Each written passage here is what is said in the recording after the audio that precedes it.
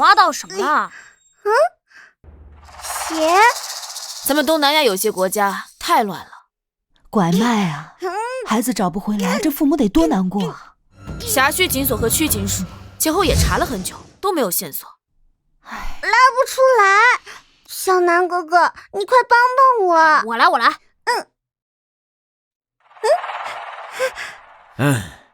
小敏、小吴，炭烧好了，想吃什么？下面还有东西，是连着的。是什么呀？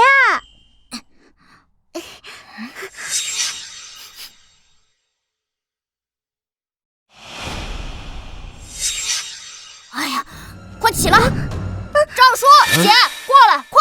阿姨，把小磊抱走。怎么了这是？怎么了？啊！快把小磊抱走！来这边，带他去远点。怎么了嘛？挖到东西为什么不让我看？鞋是我挖到的呀。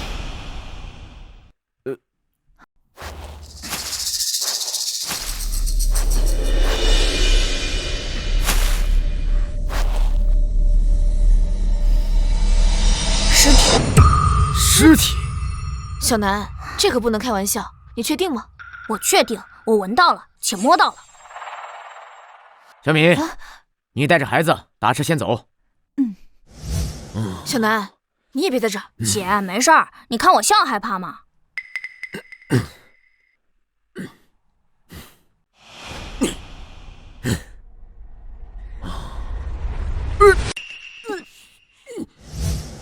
小吴，赶紧打电话回队，召集更多的人。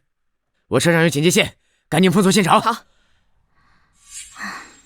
结合冰城1个月前的气温变化，以及海滩夜晚温度较低会减缓腐坏程度，这种腐烂程度死亡时间大概是在1个月左右。这个呀，要等到法医来了之后做进一步的勘查。哎，1个月前，1个月前，就是罗珊珊失踪的时候。罗珊珊，女，6月30日下午放学后失踪。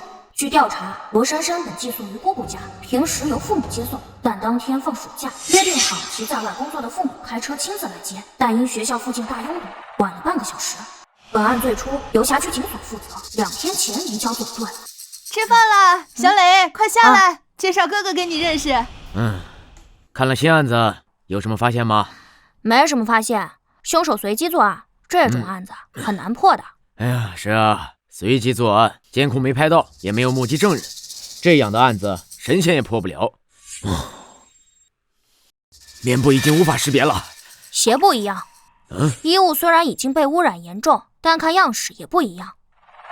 我记得很清楚，罗珊珊失踪前穿的是白色运动鞋以及校服，而她穿的是裙子以及黑色小皮鞋。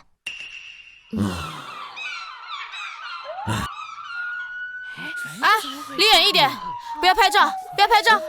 喂，署长。对，是个女孩，人有点多。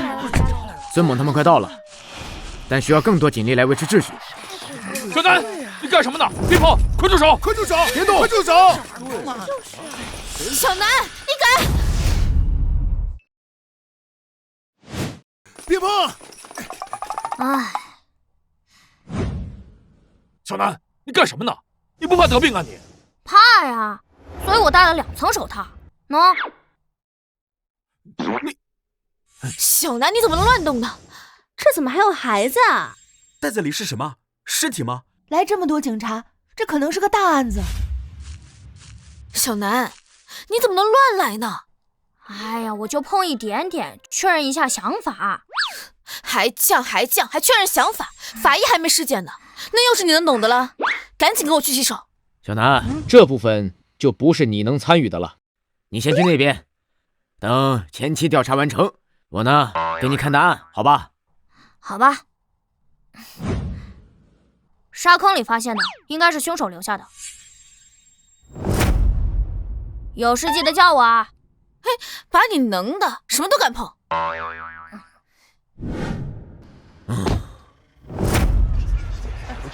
来这边，别站着了，看看这儿。都往后退啊！都往后退。哎，把那个收起来。对，这边也拍一张。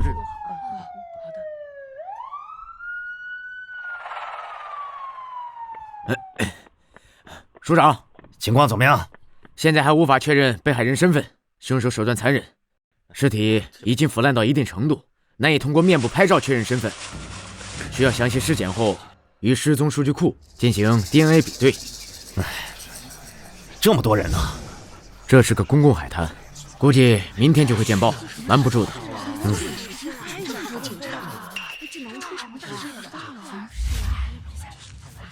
案件性质极为恶劣，恐怕会引起社会恐慌，必须尽快破案。是，一定尽快完成任务。我已经通知了所有正在休假的一组警员，恐怕要成立专案组。好，专案组由你牵头，先查清死者身份吧。是。DNA 检验对比恐怕要几天时间，等确认死者身份之后，我们再去调查他的人际关系。我知道死者是谁了。你知道？你怎么知道？你以前认识他？以前不认识，但……署长好。你招数不上，你躲远点吧。你怎么还过来了？我知道死者是谁了。你知道是谁？法医还没鉴定呢。你知道？你会算命啊？这不是你该来的地儿。你刚刚乱动尸体这事儿，我还没找你算账呢。哎呀，姐，你最近工作太忙，肯定不知道我在干嘛。给，这是什么？被害人的素描画像，我刚画的。你画的？怎么画的？尸体都成那样了，你怎么辨认的？只需要确认几个点：顶骨、额骨、眉弓、颧骨、下颌骨等。依据其面部骨骼情况，尝试复原其像，并根据其衣服尺码大小确认其胖瘦，然后画出来的。你会画画？我怎么不知道啊？姐，我都说了，你最近工作太忙，哪里会知道我的课余爱好？而且，你们不觉得画上这个人很眼熟吗？7、8分相似吧？档案你们都看过的。这是罗珊珊。罗珊珊？就是她，咱们都看过档案。而且我觉得，之所以衣服不同，是因为……署长，来老赵，给我看看。小南是吧？杨伯伯好。我知道你，小年纪画得不错，不输所里的模拟画师。不过我并不想打击你，你毕竟年纪还小。伯伯，您直说。那我就有话直说了，这根本就不是模拟画像，而是更复杂的通过骨骼复原项目。在法医这领域，往往需要借助3D 扫描技术，通过科学手段尝试复原，能够直接画出来并有几分相似的极少。而你只确认了一些骨骼点位。另外，人在不同年龄阶段，面部肌肉和脂肪分布均存在较大差异。例如中年存在鼻翼肥大、发腮等，婴幼儿则会有婴儿肥，青少年初期则会皮下脂肪较多，而脸型偏圆。随着中后期，骨骼进一步发育，而五官逐渐立体。而你并没有持续的参照物，仅凭着摸骨后的记忆作画，很容易受到其他影响。就比如你看过罗珊珊的档案照片，就总怀疑是她，所以你画的和她有几分相似，就不奇怪了。也就肯定是她太草率了。杨伯伯，其实吧，署长，我刚刚对尸体进行了进一步观察，虽然腐烂程度不低，面部不能识别，但好在部分皮肤还算完整。我检查了被害人的双手、左手拇指以及右手拇指食指指纹，勉强完整。不过皮肤在腐烂状态下非常脆弱，接触式采集恐怕会很困难。可以拍照留底，让署里的画师过来，最好能画下更多细节。行，马上安排。如果能够画出足够完整的细节指纹来，能够在 DNA 检测结果出来之前，更快地确认被害人的身份。杨伯伯，怎么了，小南？要不您翻个页呢？翻页？他右手拇指是保留最清晰的。你画的？刚刚画的。这怎么可能？刚刚你不在尸体旁边。我凭记忆画的，我看过，我记得。凭记忆？这不可能，这怎么可能？我是天才嘛，过目不忘的，没什么不可能。如果要是不信的话，可以去与尸体比对啊。对，是对的，画得真好。仅凭肉眼观察，差距微乎其微。署长，这可以用。我认为我复原的肖像也没问题，可直接做进一步确认。派人去罗珊珊家中，在她日常用品上采集指纹。从她的右手中指第2节存在细微凹痕来看，是长时间握笔留下来的痕迹。她的惯用手就是右手，我画的也是右手拇指，对应的应该会采集到很多，可以马上进行比对。老孙，来了，你带人跑一趟。还有，我认为罗珊珊之所以与失踪时衣服不同，很显然是被凶手换的。而她现在这套衣服的材质虽然已经污染严重，但我看得出来是以欧根纱、蕾丝天鹅绒以及纯棉布料为材质，是在全球流行很多年的可爱风格羊群，包括鞋子是一套的。也就是说，凶手绑架了她后，将其精心打扮，而后再……我们遇到了一个该死的变态。会破案的。还有更可怕的。小南，你又发现什么了？这案子可能更棘手，我希望我猜的对，又希望我猜的是错的。先不说，等杨伯伯做完初步的尸检报告，我需要进一步确认。行，都抓紧吧。好，是。来，都过来。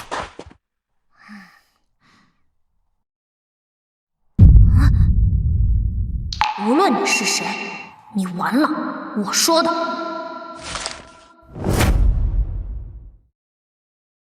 虽然 DNA 的结果还需要几天才能出来，但是根据复原的画像和指纹的比对，基本上可以确认受害人就是630案失踪的罗珊珊。目前除了扩大失踪区域的排查范围，寻找目击证人，还有监控线索，我们还要老赵，我急着要，老杨给了我初步的尸检报告，详细的还要5天。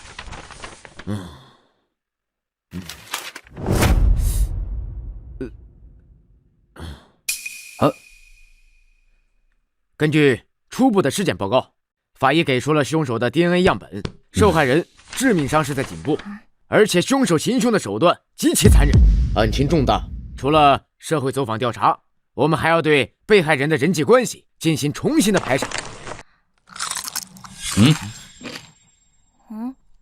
小南，不好意思啊。小南，报告你也看了吧？你有什么要补充的？你昨天要说什么来着？我认为，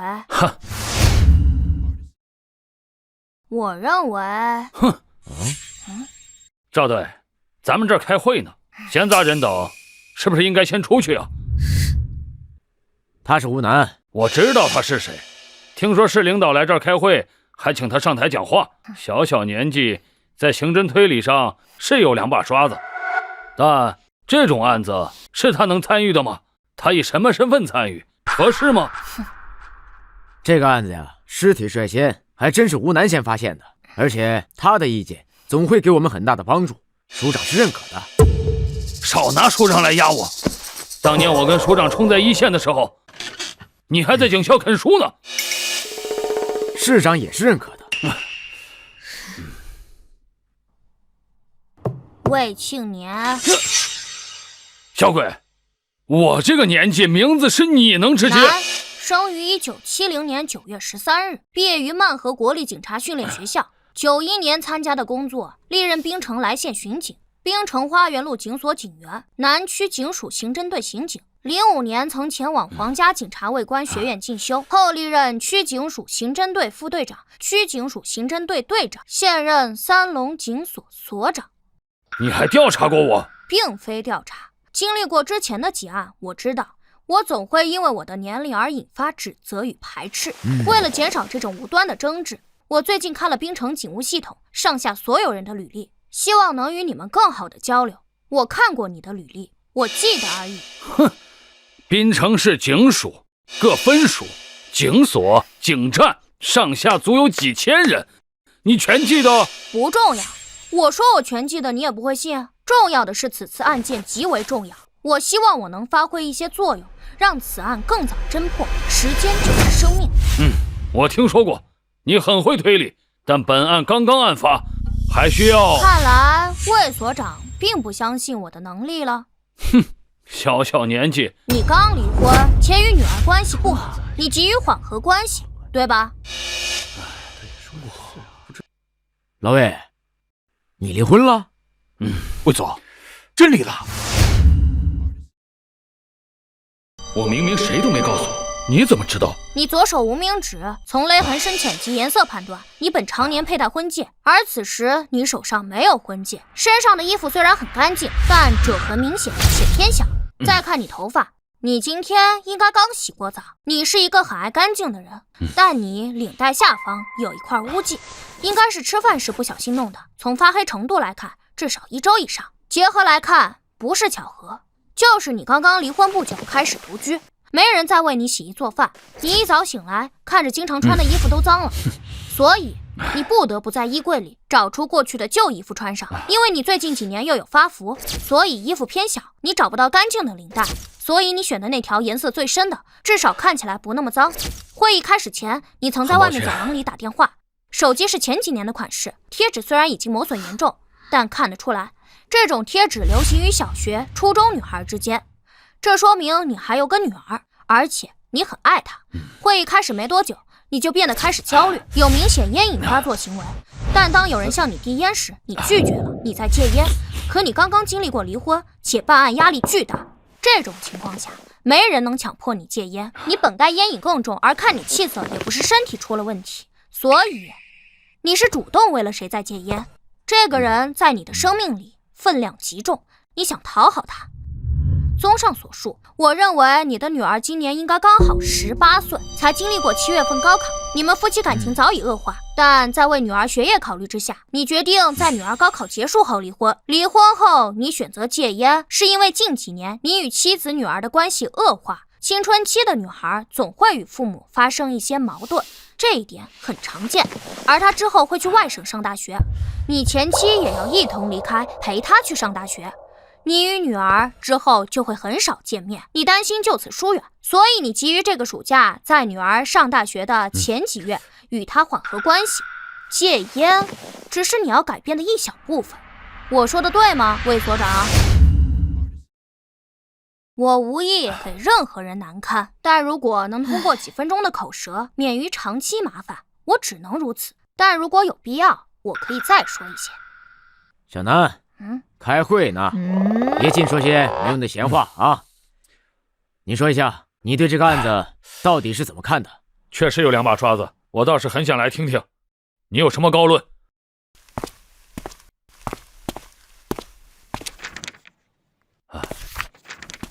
有2点，但很重要。第一，我认为凶手并不是第一次作案，他很可能是连环案的凶手。第二，我认为凶手可能会在近期再次作案。这种恶性案件都是要上新闻的。据我所知，近些年从来没发生过这种恶性案件，连环案再次作案。小朋友，你不要信口开河。小南，你是依据什么做出这样的判断？首先，凶手给被害人换了衣服，将其精心打扮。其次，据尸检报告看得出来，被害人致命伤在脖颈，颈骨仅遭受1次斩击，这说明凶手并非是在慌乱之下采取捅刺、勒颈或闷死等方式杀害被害人，他非常干脆。再者，尸体发现于常有人去的浅湾海滩，而且还拿到了凶手的 DNA 生物样本。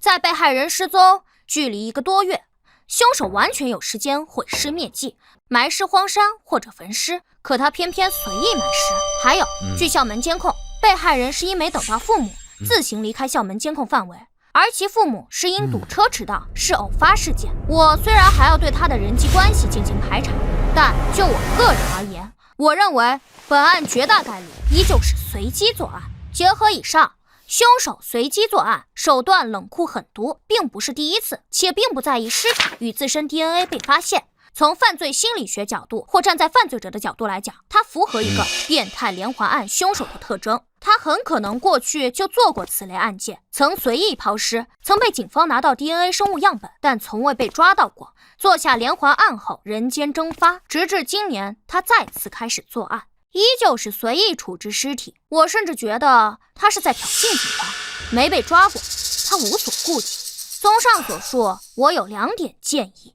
第一，将凶手的 DNA 生物样本连夜送去省府进行比对。冰城的 DNA 测序3天才出结果，而省府设备更先进，1天之内就能出结果。如果顺利的话，明天下午应该就会拿到凶手的 DNA 比对，来确认这是不是同一凶手所为。第二，应通知各区警署、警所、警站，近期一旦再次发生失踪案，一定要第一时间上报。据罗珊珊失踪已经超过1个多月，凶手极有可能会再次作案。我刚刚说了，时间就是生命，是潜在被害人的命。我带样本去省府，走高速的话5个小时就能到。稍等一下，小朋友，你为了让你的推理听起来没有漏洞，你在特意回避酒精问题。尸检报告写得很清楚，你故意回避。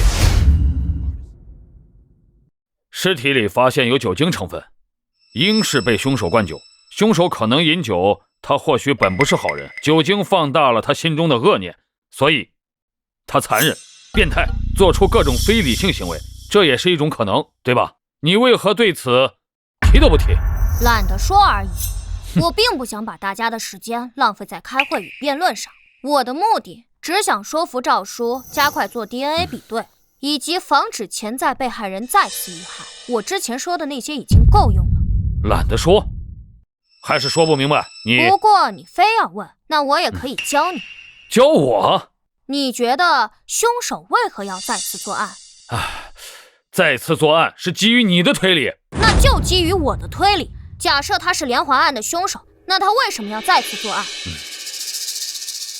因为生活变故。如今新闻媒体如此发达，近些年从未听说过有这种恶性连环案，那就是很早以前的连环案。凶手沉寂多年再次作案，极有可能生活发生巨大变故，生活不顺，走极端。他不仅喝酒，酗酒也很正常。我并不是在回避酒精问题，其甚至能让我的推理更加完整。我还有很多细节没说，比如学校与浅湾海滩的距离、海滩附近道路监控分布情况，以及放学时学校人多眼杂等等，我都可以做出相应的判断。我不说是因为我不想浪费时间，凶手是否是连环案的凶手本就不需要做复杂论证，等 DNA 对比结果出来自然会知道。我再重申一遍，时间就是生命，是潜在被害人的命。老孙，我这就是。小吴，你带人继续排查监控。好。老魏，你继续寻找目击证人。我派别的辖区的警力到你的辖区，由你统一的指挥。交给我。小陈，到。你跟我去署长那儿汇报工作。是。那就先暂时散会，明天会有专案组大会，到时候各部门我们统一的去整理具体的情况。根据学校及附近的监控，因为放暑假，大量的学生家长来接，在案发后的1个小时之内，共有1375辆车经过，男车主890人，女车主485人，其中包括非本车主驾驶的车辆，需细查监控，一一比对。这个工作量还是蛮大的。小赵，这个案子现在社会影响非常坏，我知道案件极其复杂，我不会要求你们限期破案，但你觉得你们还需要多久？这1个月。市长，像这种案子，伯伯，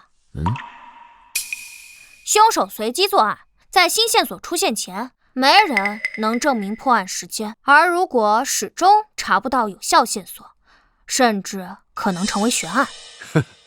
你小子戴着耳机，耳朵还这么灵啊？没开声音，一直都听着呢。报告，进。队长，孙队说打不通你电话，打到我这里来了。开会手机静音了，怎么 DNA 比对有结果了？有，孙队说与515系列案凶手 DNA 匹配吻合，案件简报还在发送传真，一会儿就过来。515案，515系列案，好像啊。对，515案。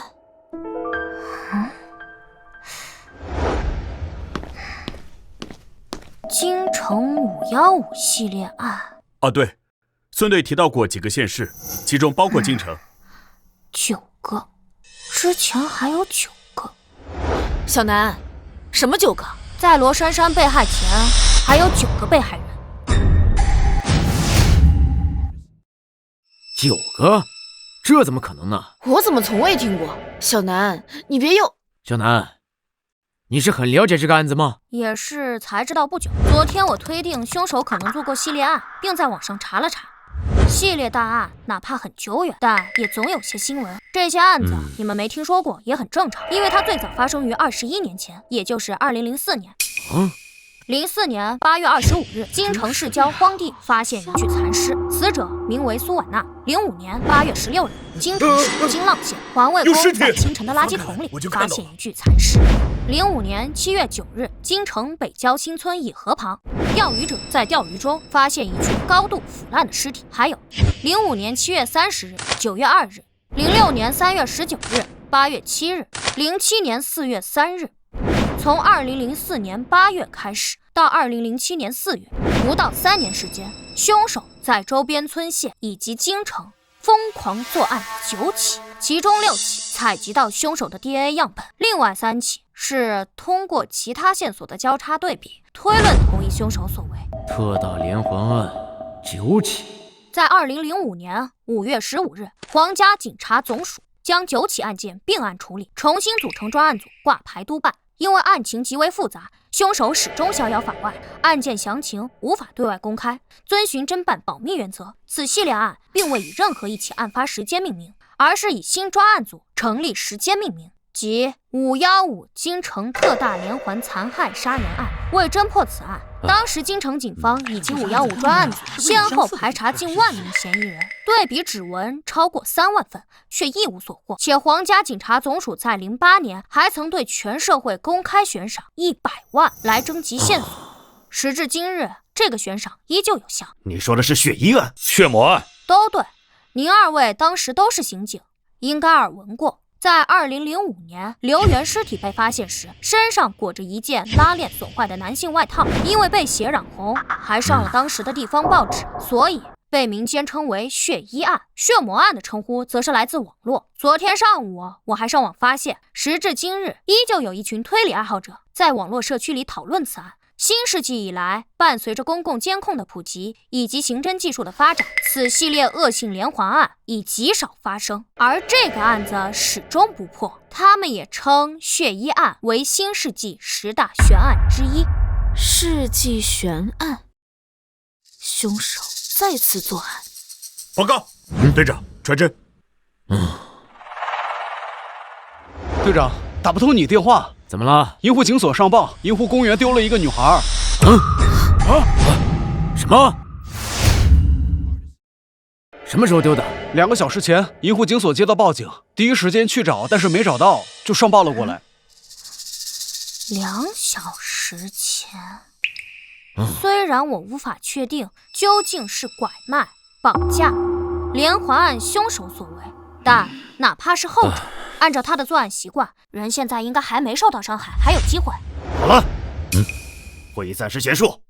赵成龙，你现在带人去办，务必给我找到这个女孩。是。小李、小韩、小陈，跟我走。是。哎，赵叔，我也去。不行，好好待着。那把周边监控发我，我用孙叔的电脑。走了。警官，我就去小摊上买东西，就这一转头的功夫，他前面还在那喂鸽子呢。等我回来，人就不见了。别着急，别着急，我们会全力以赴的找。警官，一定要帮我找到我孙女啊！赵队，这是失踪者的信息，还有照片，我手机发给你。好，各部门注意，现在马上根据资料，一会儿发到你们手机上去找人。好，您先休息一下啊。你好，先生，请问你见过这个女孩没有？没有。没有吗？好，谢谢。你好，您见过这个女孩没有？没有。您见过这个女孩没有？没有。见过这个女孩吗？没有。没见过。没有。没有。马佐怎么样了？之前已经找了2个多小时，这算时间，恐怕……喂，小李。队长，我刚从交通署出来，公园周边监控都拿到了。好，你马上带人抓紧时间看。哦，对了，给小南也发一份，他在老孙办公室。好的，明白。赵队，这个案子通过监控找到线索很难的，就得趁着刚刚案发，公园里游人也多，记忆还未消退，或许能找到目击证人。这个公园啊，一共3个出入口，除了正南大门外，还有东北角的停车场入口，以及西侧靠南的小门，这3个出入口都有监控。另外呢，四周外面十字路口有交通监控，内部除了停车场，还有分布了20多个监控。监控不算少，但这公园太大，且是开放式公园，而且它四周没有围栏，而是通过树林树墙做遮挡。想要进出公园，并非一定要走门。在赵队你们过来前，我已经带人走了一遍，共发现7条小路，而且草地都被踩平了。我还特意拍了照片，你看一下，全部都是附近居民踩的。也就是说，如果是有人带走了潘静，是能完全避开监控，离开公园的。对，而且很容易。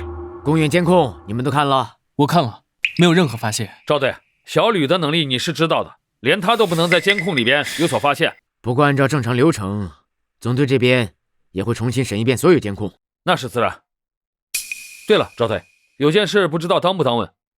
你说，这起案子不知道你觉得和2天前的浅湾海滩的案子有关吗？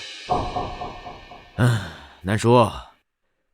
有可能他就是绑架拐卖，也有可能就是同一人所为。尤其是嫌疑人选择在这里动手，没有在监控中留下线索，说明他对这里监控的时间非常熟悉。浅湾海滩那个案子，被害人失踪的时候，凶手就是避开了所有监控。哦，对了，小吴，把公园内部监控给你弟也发一份，有用没用给他找点事干，不然他又该闹着来一线了。行。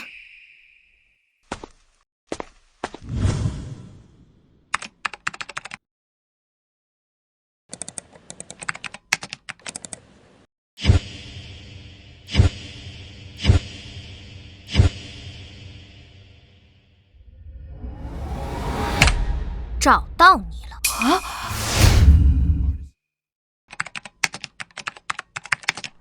曼 A59，这就对了。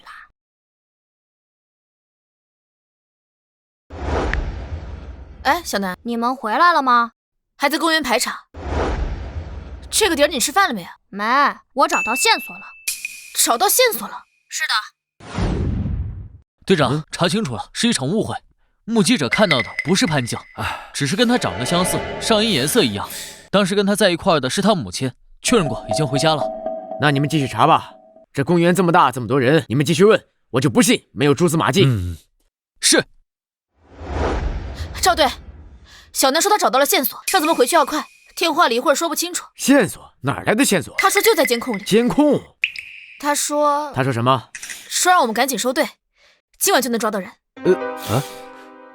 监控，公园的监控，我们早在监控室看过，并未拍到潘静失踪时的画面，包括停车场监控，并未拍到潘静以及其他可疑迹象。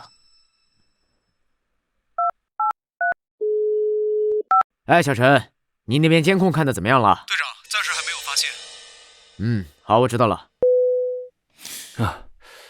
小吴，你跟我回去。赵队，你们真走啊？怎么了？小南是小吴的弟弟？是。小吴现在可是咱们边城的明星警员，关于你弟弟外人不知道，咱们一个系统内多少都听说一点。听说他还是个孩子。是啊。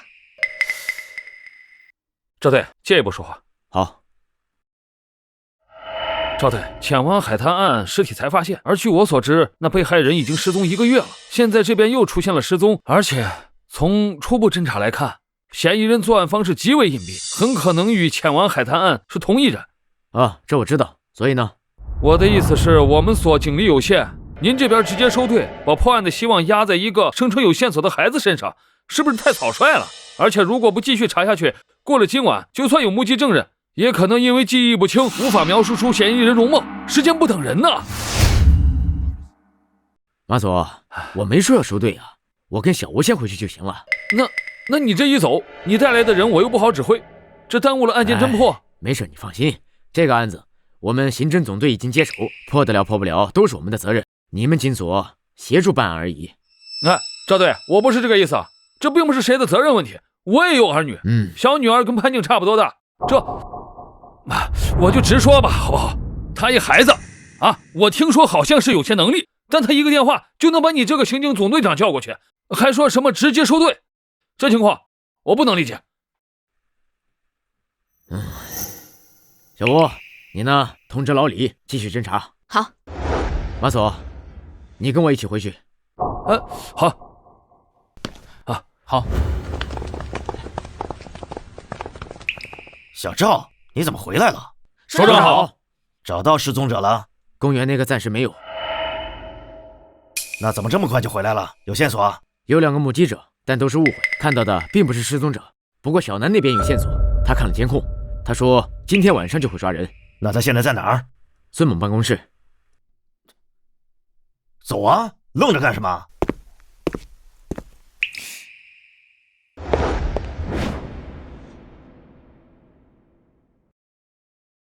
兰姐，到时候你就……小南啊，你一个电话就把我们给折腾回来了，还让我们快点收队。今天晚上你要抓不到人，我可要惩罚你了啊！我这年龄，你能罚我什么？罚你10套暑假作业。好吧，我接了。那如果今晚能抓到，能不能不写暑假作业？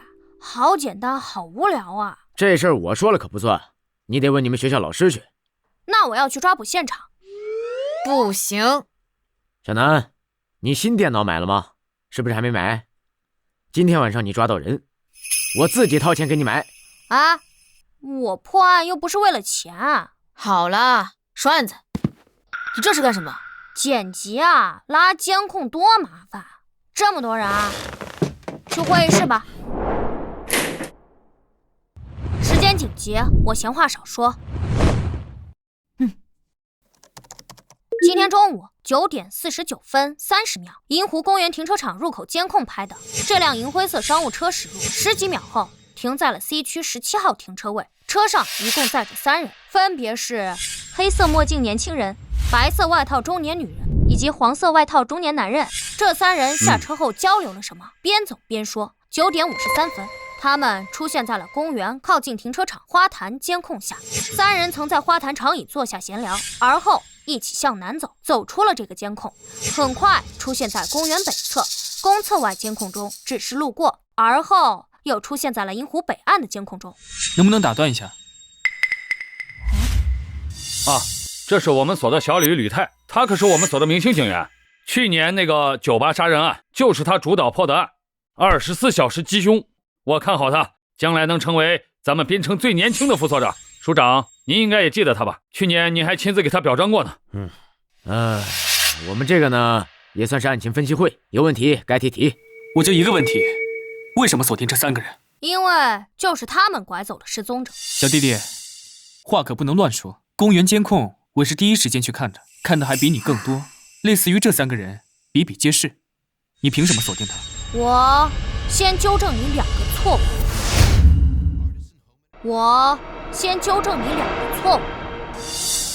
第一，我并非一开始就认为他们是嫌疑人，我站在怀疑一切的角度看监控。银湖公园本就人流量大，形迹可疑的人很多，比如兰姐。本来我最后会讲到，但提前说也无所谓。串联他们在各个监控下的行为，他们可能就是小偷，而且相互之间应该认识，不难抓到。不难，但我现在没时间没心情跟你解释这个。我为什么认为他们当天一定行窃了？他们其中一定有惯犯，过去没被抓过，你们再抓，自己去问或者自己去查。我们现在要讲的是失踪案。第二，你刚刚自称监控比我看得多，你是错的。你肯定没我看得多，当然你也可以选择不信，你可以提问，但我并不是在向你汇报。回到案子，刚刚吕警官所提我为什么锁定他们，本身是筛选后的结果，但涉及到大量无关闲杂人等的旁支推理，包括排除法，具体我就不说了，就说他们，只要他们是就够了。上午10点20分左右，他们出现在公园的游乐场附近，多个监控全都拍摄到了他们，并停留闲聊。10点47分左右，他们离开了公园游乐场，之后很长一段时间都没有出现在任何地方。11点07分，位于鸽子广场西北角的监控拍到，他们就是在这里分开的，是年轻人先离开，向西走，离开了监控，之后是白衣女、黄衣男一起向广场里面走。注意这个画面，他们在离开时都先后偷看了监控。再看这里，11点35分，黑色墨镜年轻人出现在篮球场边上，看人打篮球，一直在看，直到12点09分，他接了个电话，而后走出监控范围。考虑其步行速度以及路线长度，这几个截取监控画面都可以证明，这墨镜年轻人在接完电话一路直接回了停车场，然后开车离开公园。赵叔，姐，你们觉得他们还不可疑吗？按你刚刚说的内容来看，这3个人是早上9点多到达公园，到中午12点多，年轻人独自开车离开。但是他这一个上午，他们都只是在公园里闲逛，没有目的，而且还注意着监控。如果从案情分析和怀疑的态度来讲，很有可能只是小偷而已。而且2个中年人带着一个20多岁的年轻人开车来，外地车牌，很像是来旅游的，父母和儿子一起来。咱们滨城本就是重要旅游城市，如果他们第一次来银湖公园，四处走走看看，发现确实没什么意思，说他们是来旅游的，应该也很合理吧？对，推理到这一步有很多可能性。而且，虽然报案时间，你不能因为年轻人接电话的时间和潘静失踪的时间相近，就贸然断定与他有关。失踪主家属报案时间是今天中午12点15分。据他描述，当时他的孙女潘静正在喂鸽子，他去一旁的路边摊去买零食和水，还给鸽子买了玉米粒。根据路边小摊附近监控，他是12点06分来到摊位前，12点10分离开。走回去后，发现他的孙女丢失了，找了几分钟才报案。潘静是在那4分钟之内失踪的，而篮球场里面的年轻人是在12点09接到电话。巧合？连巧合都不算。因为事发是中午，是吃午饭的时间。银湖公园里虽然有一些小摊儿，但都是小吃。想要正经吃午饭，还是得去外面。潘静失踪的时间点上，有太多人接打电话以及离开。如果以在公园闲逛一上午，中午接打电话后离开为标准去找寻线索，那这种线索我可以找出上百，甚至更多。另外，停车场入口，包括停车场内监控都是无死角的。年轻人离开时，潘静不可能在车上，根本没有办法送到车里。你倒是帮我解释了部分我想说的内容，说完了吗？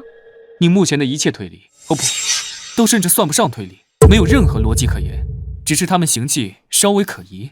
他们与潘静的失踪到现在都没有直接的联系。你说完了，可以坐下，我继续讲。小朋友，你这是在耽误所有人的时间。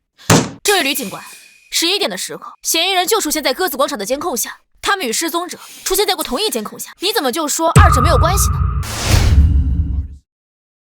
银湖公园只有2个广场，一个是西北的鸽子广场，一个是东南的银湖广场。对于第一次到银湖公园的人来说，打车过去的话，走大门进去游玩，一定会经过银湖广场；而如果开车去的话，从停车场出来，往往会经过鸽子广场，那里还挨着一个人工湖，放养的黑天鹅常引人驻足。整整1个上午的时间，与失踪的人出现在同一画面的人，没有上千，至少有上百。你们就是这么找直接证据的？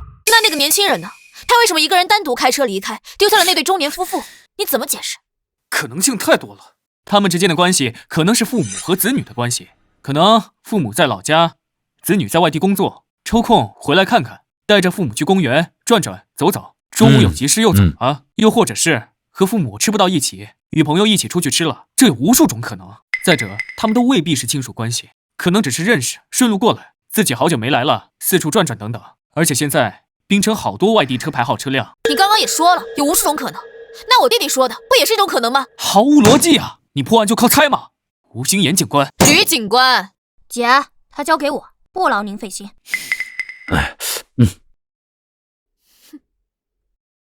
我继续讲。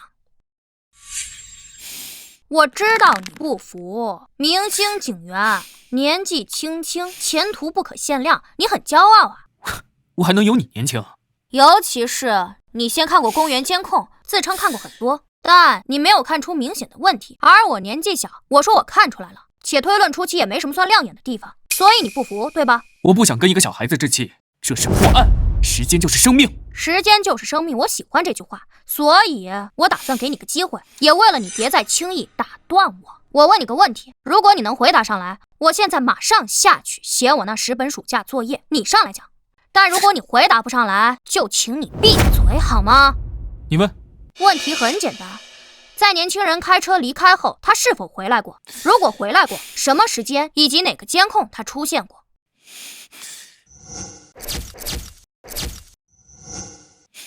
还有，年轻人离开后，那对中年男女，他们又在什么时间、什么地点，在哪个监控下出现过？是否离开过公园？又是怎么离开的？来啊，回答我！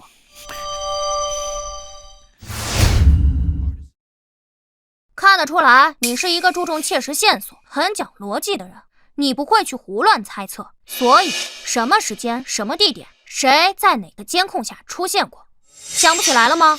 是记忆不清，记忆里没有？不确定？我不记得。那就闭嘴，别再轻易打断我。你记得？当然。就算你记得，我是中午12点半看的监控，距离现在已经过了好几个小时。你是下午刚刚看过。还无端的把这3个人直接定为嫌疑人，甚至特意把他们的画面剪出来了。你当然会记得，这算什么本事啊？那你觉得有没有这种可能性？什么？他们不在。什么不在？人在看监控时，尤其是同时看多个监控，寻找可疑信息线索时，往往都会对形迹可疑的、多次出现的、反复出现在被害人身边的目标印象深刻。一旦可疑人员出现次数过多，他就会显得更加可疑，会被更多留意。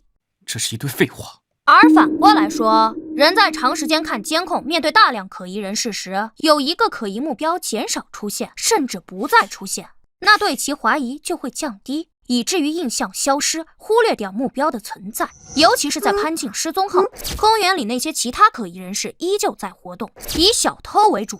考虑到人不可能凭空蒸发，而公园很大，悄无声息带出去很难，由此那些依旧可疑的人在后续观察中会牵扯观察者的大部分注意力。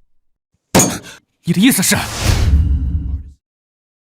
首先可以确定，你虽然有一定的观察能力，记忆力也不错，但看监控没有我细致。其次，你说你不记得，那是因为你是一个很讲逻辑的人，你很较真，你确实回忆不起来，你并没有为了赌气而去胡乱猜测，这一点我很欣赏你。所以我可以告诉你，你不是不记得，而是你忽略了，因为他们不存在了。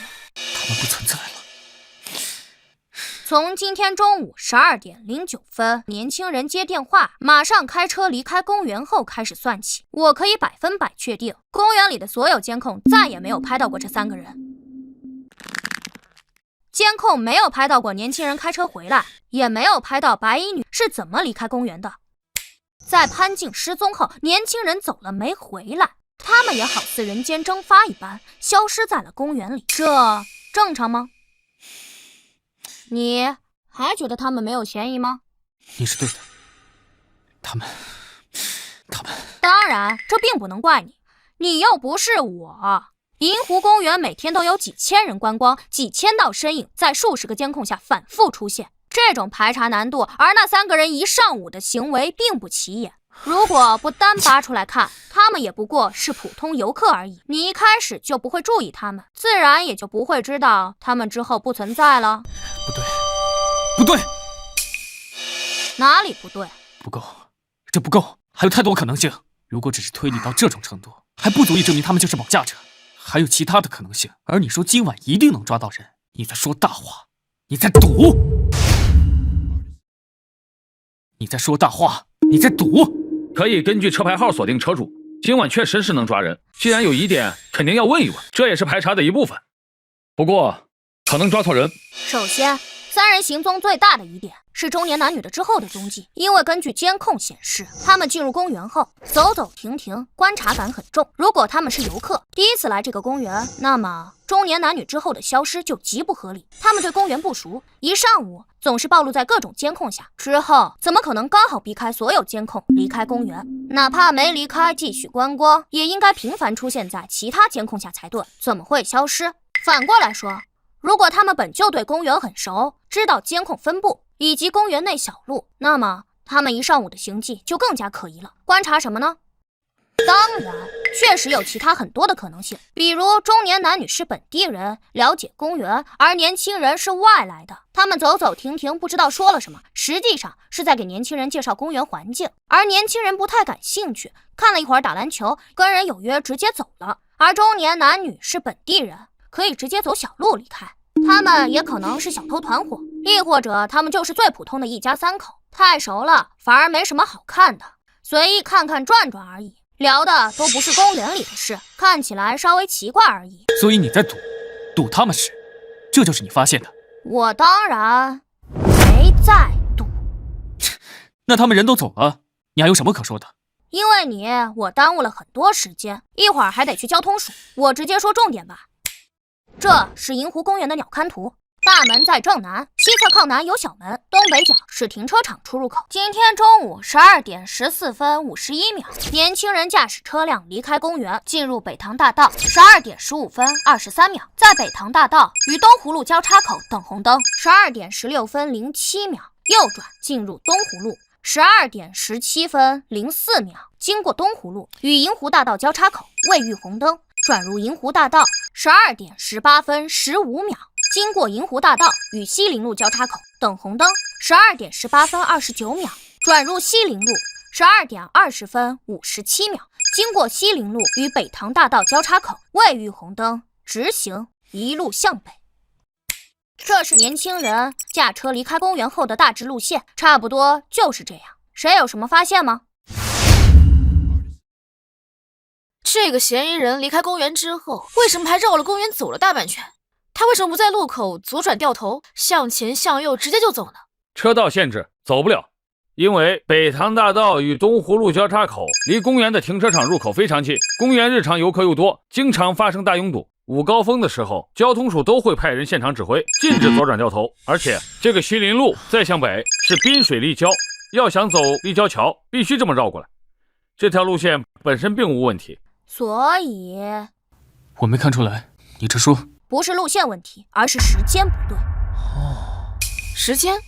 北塘大道确实是发生了拥堵，所以从车站离开公园到第一个路口开始算起，明明只有几十米，却挪了足足半分钟。而在右转进入东湖路后，路况相对转好，但车也很多，开得不快，直至抵达东湖路与银湖大道交叉口，共用时57秒。右转顺着银湖大道向西走，至于西林路交叉口又用了1分11秒。根据监控看得出来，当时银湖大道路况极好，所以他这段开得很快。红灯结束后，嫌疑车辆右转进入西林路，用时2分28秒，穿过西林路与北塘大道交叉口，一路向北而去。300米，西林路与东湖路公园两侧一样长，只有300米。没错，同样长的路，同样受到了北塘大道拥堵路况的影响，甚至东湖路受到的影响更大。但嫌疑车辆开过东湖路，他只用了57秒，走过西林路直至过路口，却用了将近2分半。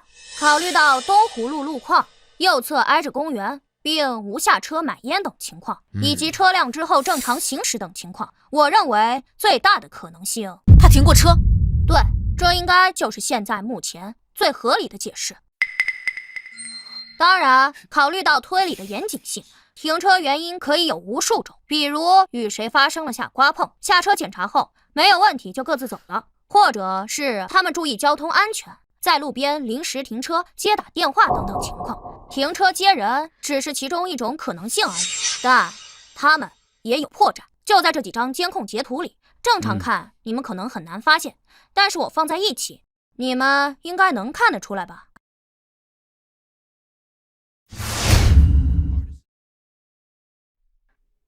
第4张，挡风下面有白色的东西。那是什么？啊？交通监控本来存储量就非常大，清晰度有限，如果放大看的话，很难看得清楚是什么东西。是衣服。衣服？团起来的衣服，那个中年女人所穿的衣服。这是一种聚酯纤维材质的防晒服，非常轻薄，团在一起体积很小，就是中年女人进入公园时所穿的那一件。她曾在闲逛过程中将衣服脱下，搭在臂弯里，之后又曾穿上。而在年轻人接到电话的10几分钟前，这个中年女人最后出现在监控里，她一直穿着这件衣服。年轻人返回停车场，一路上经过多个地方，手中并无这件衣服，也就是说，不存在年轻人回停车场的路上，在某个监控盲区下，从中年女人手中拿走衣服，帮她带走的可能。综合来看，只剩一种可能，她曾在西林路停车，并与中年女人碰了面。然后再看这几张图对比，由于光线原因，有些画面拍得相对清楚，有些画面拍得不清楚。而在清楚的画面上看，商务车是黑色内饰，而最后经过的路口截图，因为风挡玻璃反光看不清副驾，但仔细看能看到一抹棕色。这中年女人里面穿的就是棕色的衣服。她在车里。以上可以证明，中年女人不仅仅与年轻人碰头了，还上了车。而且我认为那个中年男人也应该在车上，只是坐在后排，监控拍不到。还有更多的推理细节，比如为什么是中年女人坐前排，白色防晒服会被丢在风挡上，我可说可不说。单就说大体上推理到这一步，我至少有60%把握确认失踪的潘静也在车上，在后排由中年男人看着，且意识模糊。抓人吧，赵队，所长，这么多疑点，这世界上不存在那么多巧合，大概率就是他们。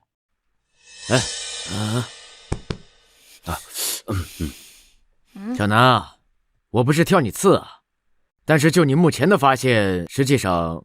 赵叔，你有话直说。不怎么像你啊？哪里不像了？推理哪有问题？推理是没什么问题，观察力与信息处理能力匪夷所思，是你的风格。但是你向来都是很有严谨性的。就比如说当初的713案，即使你已经把犯罪嫌疑人压缩到了极小的范围，甚至是2选1的程度，你也提出了用水量的问题。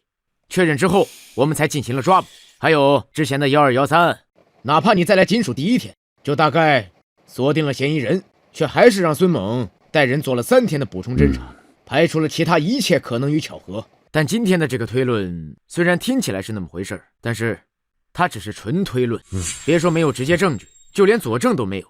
而你之前说今天晚上就能抓人，你既然那么自信，但给出的全都是纯推论，你说这像你吗？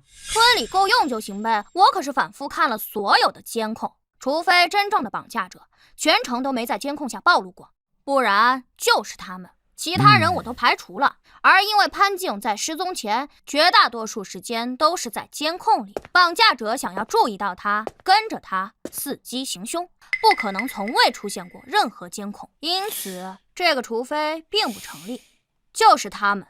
小南啊，以我20多年的刑警经验，过了手也有几百个案子，实际这个世界上巧合还是蛮多的。就比如你的推论，我也可以找出他们不是绑匪的合理解释。就比如说这3个人啊，就是来遛弯的，兴趣不同，在不同的地方玩。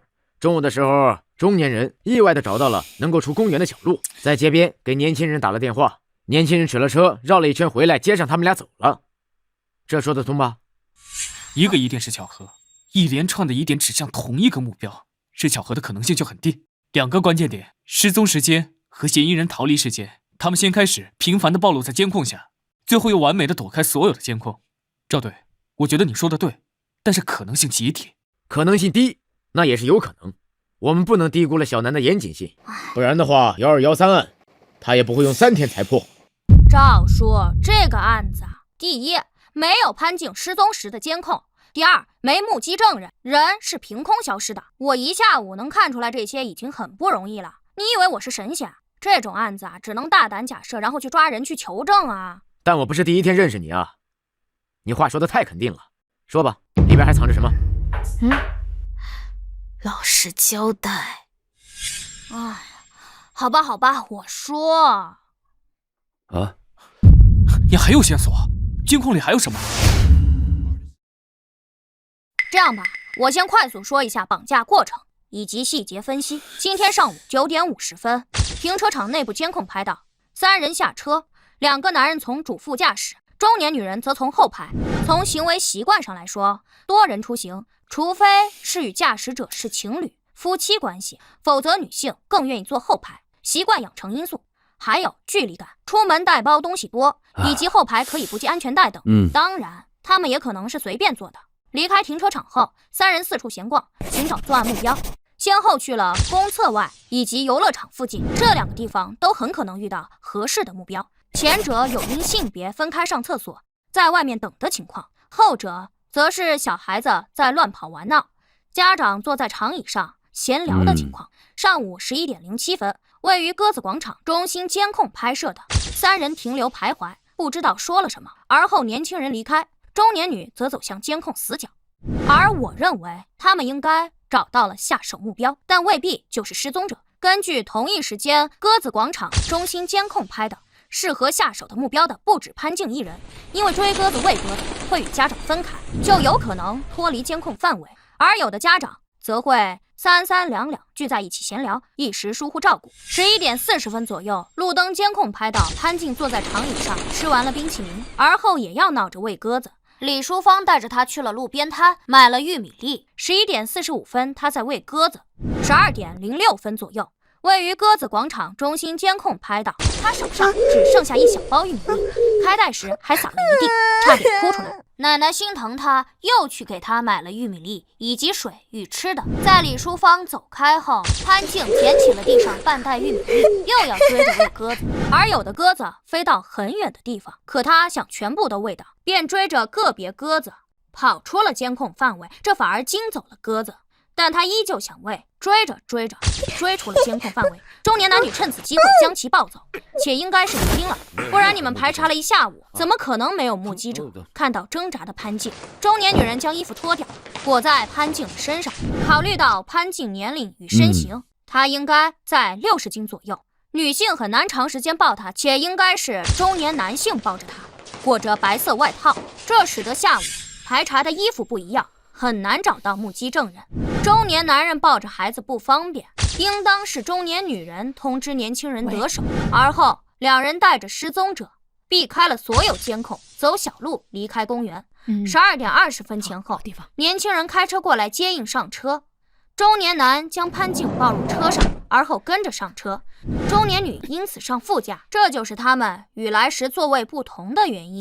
中年男将潘静放好后，将身上的白色外套还给了副驾的中年女。那中年女已经上车，也不好再穿上，便先随手丢到了风挡前，所以会被拍摄到。以上便是我认为这3人绑架失踪者的大致过程。考虑到他们明明对公园很熟，却只在公厕外、鸽子广场以及公园的游乐园等附近转悠，考虑其失踪时间以及离开时间，以及人不可能凭空蒸发等情况，我说6成把握只是保守估计。赵叔，我这还不能说服你吗？底是什么？底牌线索、佐证，还是直接证据？哎，这也不算直接证据，但不可能又那么巧，天底下没有这种巧合。那是什么？套牌车，车牌照是假的。一切都是有计划、有预谋的，提前准备，分工明确。这很可能是一个专业的拐卖团伙，且并不是第一次作案。我们遇到拐卖大案。好，好小子，我就知道你。署长，可以行动了，但我们要去趟交通署，把嫌疑车辆最后消失的地方给确认清楚。行动。是。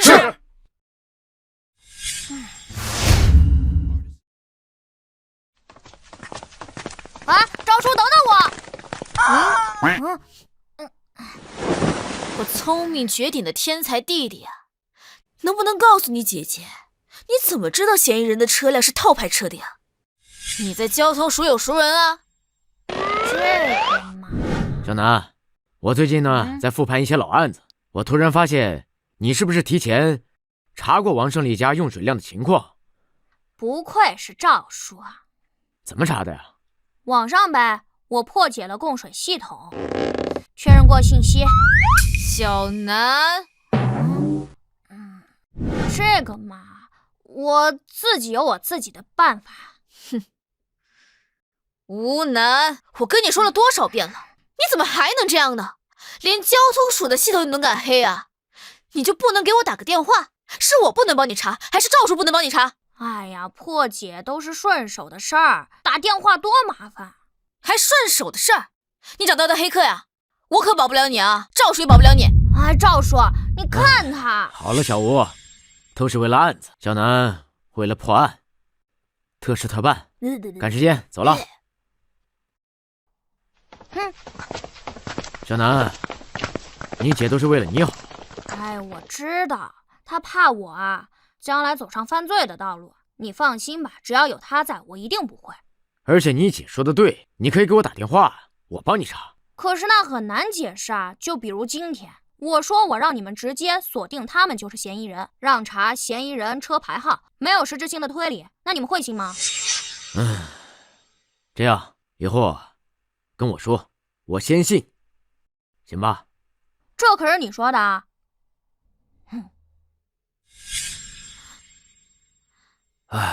这小子是有些本事，但还算不上天才。要是我拿到交通监控的话，与公园监控二者相结合，我应该也能看出来。尤其是嫌疑车辆在走西林路时破绽太大，正好与失踪时间相契合，以此为切入点，进行逆推，初步锁定嫌疑人，大胆观察，抓住细节，得出结论。他说过自己是反复看监控，应该就是这么推出来的。对，应该就是这样。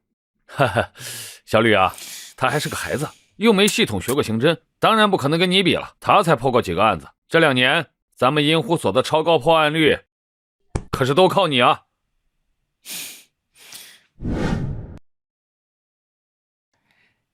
小弟弟，这么多监控还看得过来吗？还是退一边去吧，让我来看。你别年纪不大，再把眼睛看花了，带了镜子啊？管好你自己。行，那咱赌点啥？赌什么？赌咱俩谁先在监控里找到犯罪车辆的最后位置。如果我先找到的话，把你姐电话给我。哼，我姐可是武将，你就不信被她打死啊？来不来吧？我是不会用我姐的私人信息跟任何人打赌的。不过因为我不会输，所以无所谓了。年纪不大，口气不小。我赢了怎么说？你随意，也不为难你，叫我哥就行。以后啊，只能用哥来称呼我，叫小弟弟怪怪的。可以啊，你又不会赢。赵队，准备好了。好，小南可以开始了。收到。开始。2倍速，4倍数，8倍速，16倍，32。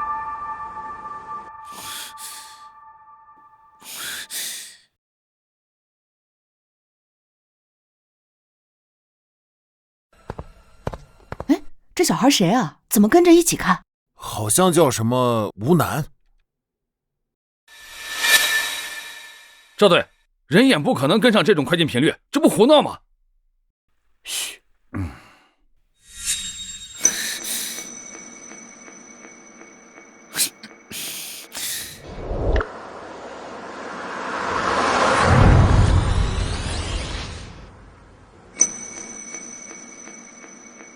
不可能，他还看得清。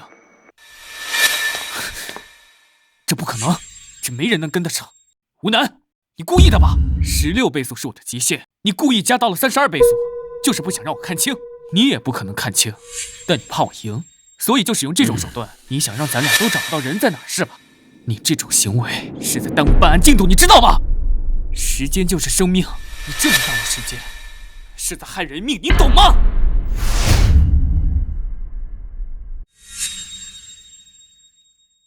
怎么不说话？是被揭穿了？吴楠，好大的帽子啊！能不能闭嘴？看不出来就在旁边等结果。赵队，你不管吗？赵队，让他站着大屏幕再装模作样的看下去，没有任何意义，浪费所有人时间。哎呀，可惜交通卫士系统在我国还没有普及，只有首都和巴雅勒几个重点城市才有，不然监控更清晰，能直接实时锁定车牌追踪，不用人力来排查。这样，赵队，我看要调更多人过来，把监控时间调回嫌疑车辆离开公园时，咱们更多人重新看，无论他怎么绕，城市监控密度是足够大，一遍看不出来就2遍，哪怕花上几个小时，咱们今晚一定能锁定嫌疑车辆最后消失的地点，确认大概区域。这能看见吗？是啊。至于这个小子，前期功劳值得肯定，来这边也没浪费太多时间，就让他回去吧，不能让他再这么胡闹下去了。3分钟，我给你们答案。好，3分钟。哎，这不对吧？这监控时间都快下午3点了，嫌疑车辆是中午12点多出的公园，就算在外面兜圈，也不可能跑3个小时，那样反而会暴露。应该早就到达目的地了，所以你在装模作样的往后看什么？64倍速。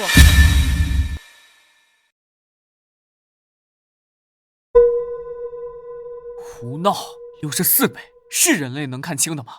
你以为你是神仙啊？哎，你安静。我看你还能成神仙不成？赵队，你这样一意孤行，就算这孩子没浪费多少时间，那传出去，对你名声不好吧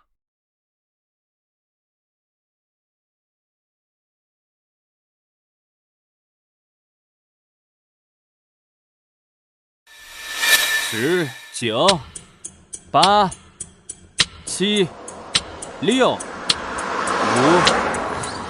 4、3、2、1，时间到了！时间到了，弟弟，你还准备继续胡闹下去吗？可以停下了。你真以为你是神仙啊？哟， 12点34分，西城高架出口监控；12点39分，湾南路与惠康路交叉口；12点49分，百乐汇广场监控；12点51分，雨花路与盛和大道交叉口。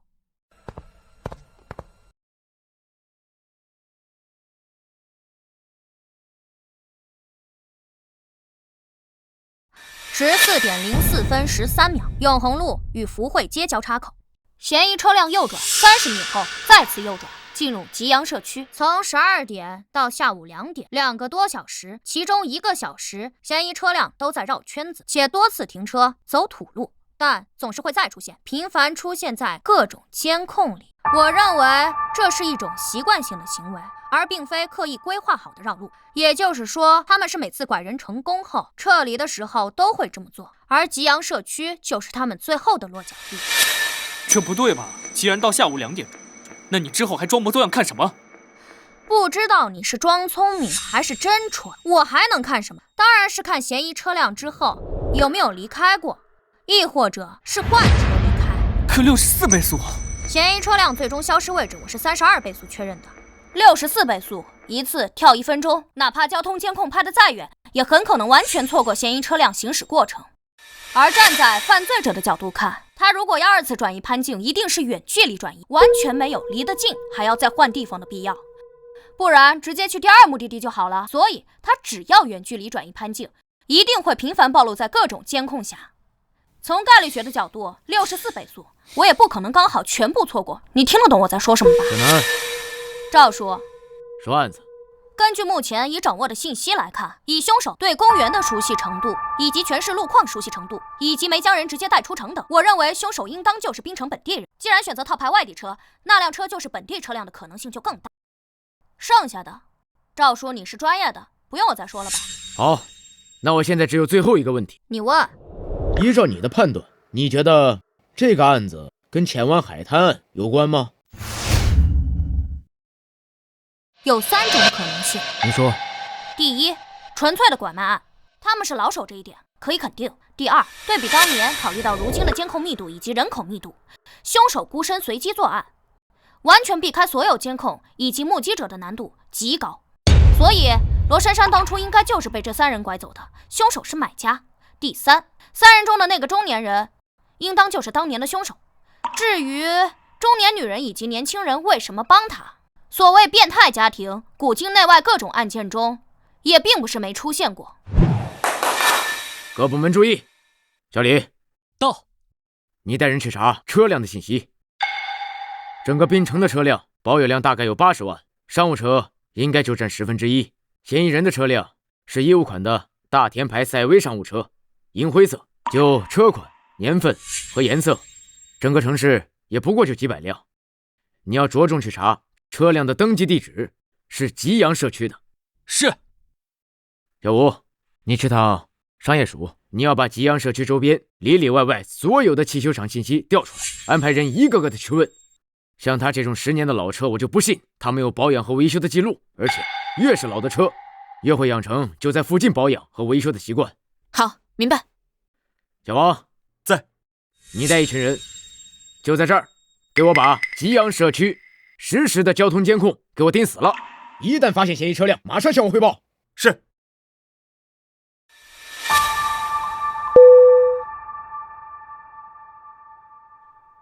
哎，老孙，下高速了吗？下了。哎，那刚刚好啊。你这样，你赶紧打电话安排一下，你调几辆车，马上去吉阳社区。要便衣，你先过去。蹲守信息我之后发你，都来得及，放心吧。好。喂，朱所长，哎嘿，是这样啊，麻烦你啊，帮找个人。对，那个应该是就住在你管辖的片区。一会儿啊，我把监控录像给你发过去，你看看有没有熟脸。好嘞，那我等你消息。赵队，咱们怎么不直接过去？毕竟吉阳社区也没多大，进去搜他。因为至少是个拐卖大案，吉阳社区再小也有几10栋楼，上万人，各种巷子、背街，那3个人至少是拐卖惯犯，抓出来肯定是被枪毙。如果大张旗鼓的去抓，可能会对潘静带来危险。哦，这样啊，我不是刑警出身，之前做督察工作，倒是没想那么深。他怎么可能看得清？怎么可能看得这么快？他不是人啊，他是破案的神探。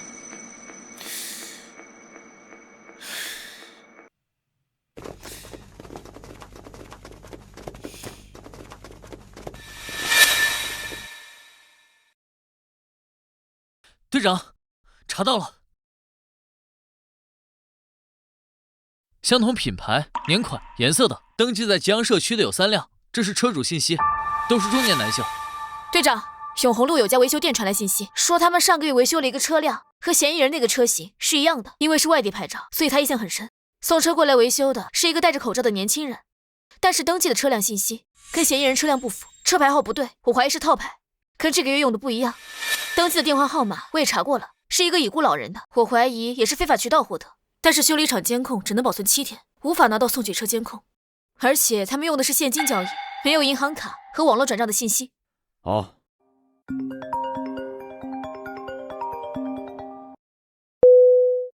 喂，朱所长。哦，是都没看出来吗？的确，监控录像还是不够清楚。行，那就这样吧，给您添麻烦了啊。那个，南哥，忙着呢。赵叔，这是3人的画像，虽然公园监控不清晰，但是足够全，各种光影角度下都有，一些细节还是能画出来的。我能确认至少7成像吧。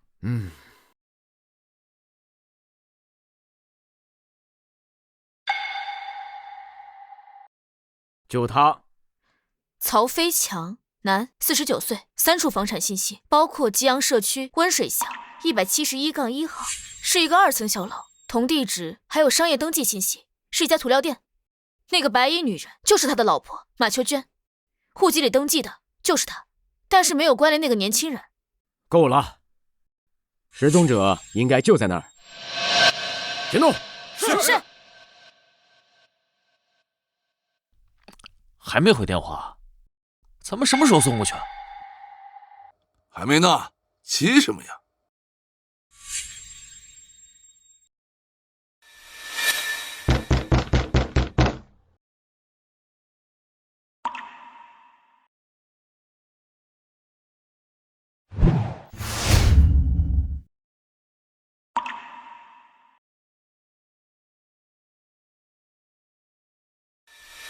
是个小要饭的，这不亲自送上门来，活该咱们发财。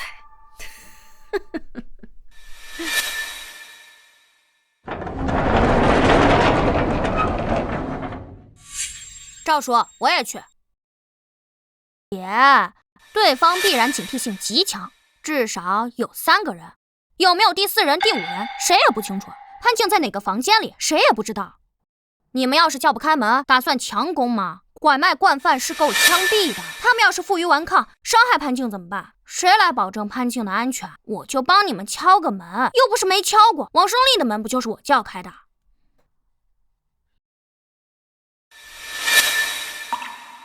行行好，可怜可怜我。哟，挺可怜呀，就你一个人。我奶奶在垃圾箱那边翻找废品卖钱的。有大人呀。3个人在门口，2楼没亮灯，应该是没人。特警队注意，准备从隔壁翻过去，尝试潜入对方的2楼。收到。行行好，我好饿。去一边要饭去。急什么？他一个人也挺可怜的。水，我想喝水。想喝水啊？来，进来吧，外面风大。来，等一下。怎么了，赵队？吴楠，你怎么不按计划？进去干嘛？快出来！他们是人贩子，快出来！队长，小吴，先别着急，我们要相信小南，他不会无缘无故那么做。危险。老赵，小南怎么进去了？按照原计划是叫小南去叫门，然后我们通过针孔摄像了解屋内的情况。小南会声称有奶奶跟着，知道他去敲门的，这样会确保他的安全。按照计划，没有他进屋的这个环节。这小子，行了，你也别着急，相信他会照顾好自己的安全的。他进去转一圈，可能是为了确定失踪者的具体位置。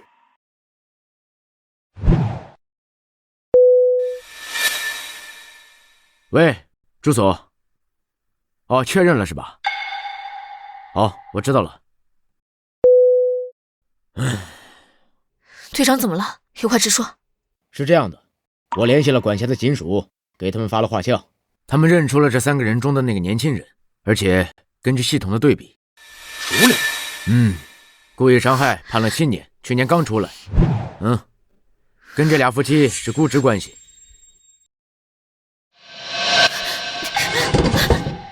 小吴，我们要充分的相信小南，我相信他，他自己能出来。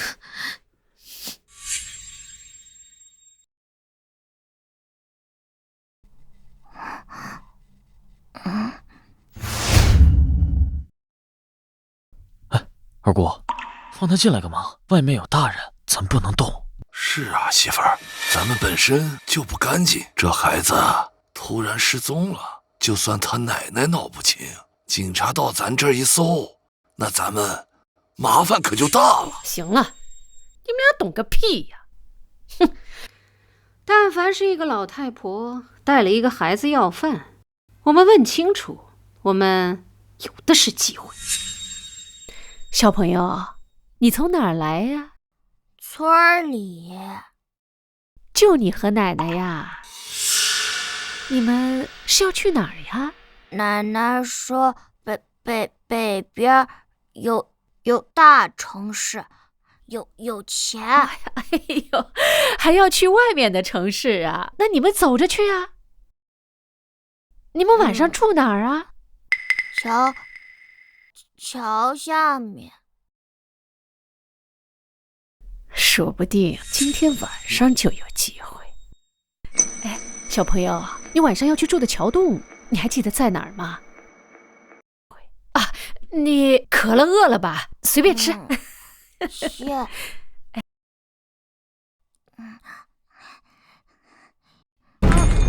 我的钱！哎呀，小朋友，没人会抢你的钱，你别急。放里。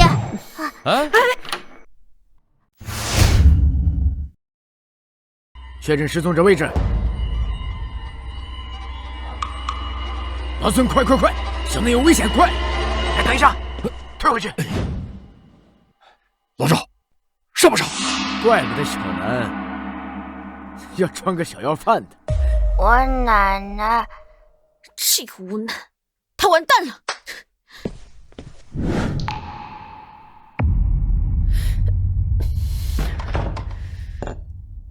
他犯错了吗？是啊，你怎么知道？我不乖，平常我奶奶也对我这样。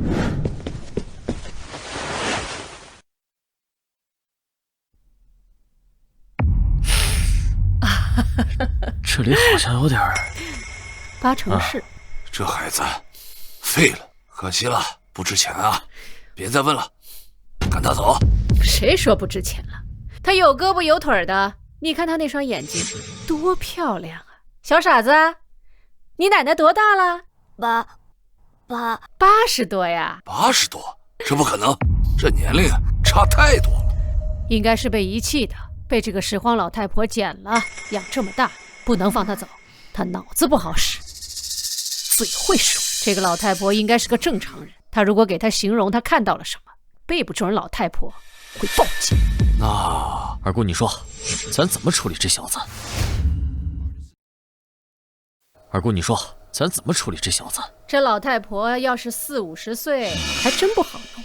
但她已经70、80了。这样，你们现在就过去，能糊弄过来再动手最好。如果糊弄不过来，先打晕再抬回来。不就是在拐弯那个大垃圾桶那儿吗？距离那么近，趁着现在人少，你们速度点。不会有人看见。可是搞回来之后怎么弄啊？拉到边境，老太婆没用，找地方埋了。他们也没亲戚，也不会报警。别墨迹了，你们俩赶快去。这小傻子就交给我。走。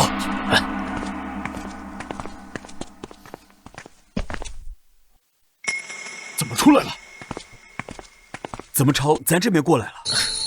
小傻子，你渴了饿了吧？给你拿瓶奶，那个呀，对身体可好了。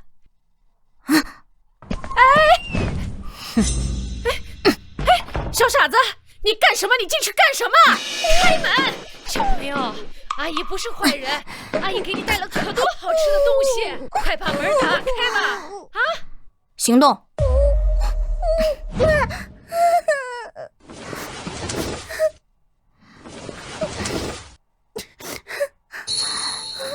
别怕，马上就能回家了。小哥哥，我饿。给这儿有吃的。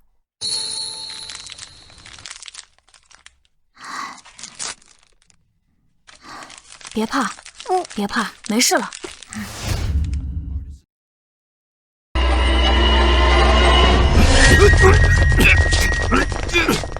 行动！开门啊！别闹了，阿姨错了，不该叫你小傻子。你们那么快就回来了，这小子，你们……不许动！警察，双手抱头，蹲下，老实点。开门，小南。姐，赵叔呢？赵叔马上会过来，把门打开。小南，你把门打开，我保证不打你，乖啊。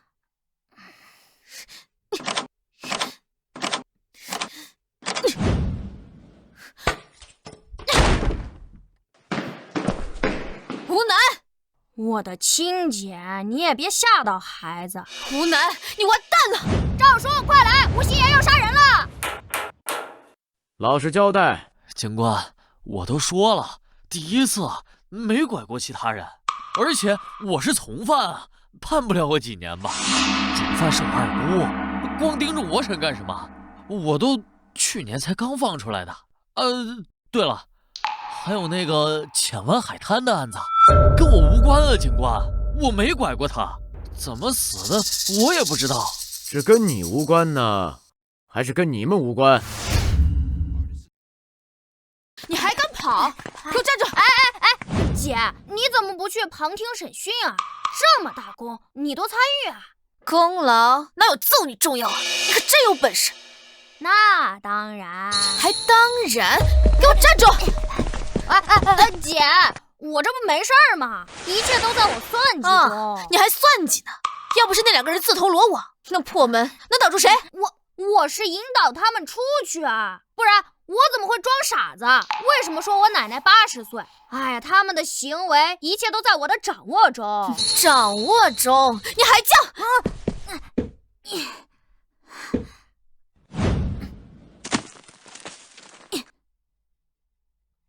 爱你哦。谁教你的？什么时候学会的？姐，偷偷练的呗，当年一身本事。你还有当年呢，练过是吧？好嘞，你姐呀，刚好也练过，咱们也试试。哎，姐，你这可就欺负人了啊！你可是全国冠军，我一个小孩怎么可能跟你比？你不是天不怕地不怕吗？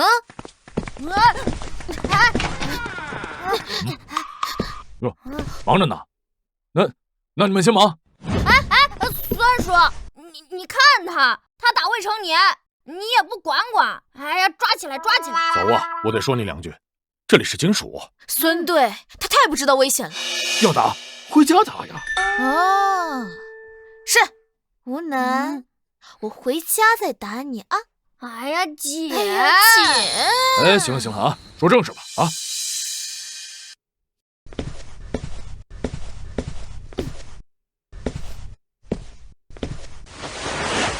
目前3人已经分开审讯，交代了部分拐卖案情，但对浅湾海滩案予以否认，并且他们的口供存在出入。这是他们3人的详细档案，包括通话记录、银行账单等。酸叔拿给我看的，你想看不是随时可以。小南，到这一步，你还觉得他们3个跟罗珊珊有关？我觉得关系不大呀。看看就知道了。马杰，男，26岁，冰城人；马秋娟，女，50岁，冰城人；曹飞强，男，49岁，眉县人。孙队，档案就这些啊？目前就这些，剩下的还要花时间调查。进。孙队，体检报告出来了，没什么问题，他家属也到了。是小哥哥，奶奶，是小哥哥救了我。啊！谢谢小英雄，谢谢小英雄。奶奶，别，折寿的。谢谢警官啊！这孩子是在我这儿丢的，要是找不回来的话，我可咋活呀？谢谢啊。老太太，你别这样啊，这都是我们应该做的。你这会儿别激动，年纪大了还是要注意身体的。那个小兰，是这样，那个体检已经做过了，没什么问题，就是受了点惊吓，休息2天就好。这样，一会儿你们跟小兰做个笔录，再签个字就行了，到时候就可以回家了，很快，半小时。谢谢啊，真的太谢谢了，这边请，谢谢啊，谢谢啊，不用谢啊。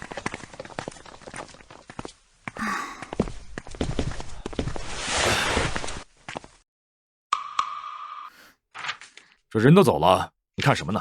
他们找到自己的女儿，好开心。这找回来当然，可罗珊珊再也回不来了。以及515案的9条人命，20年了，不知道他们的亲人是否走出来了。孙叔，我要去旁听审讯，凶手随时可能再次作案，515系列案必须破，要快。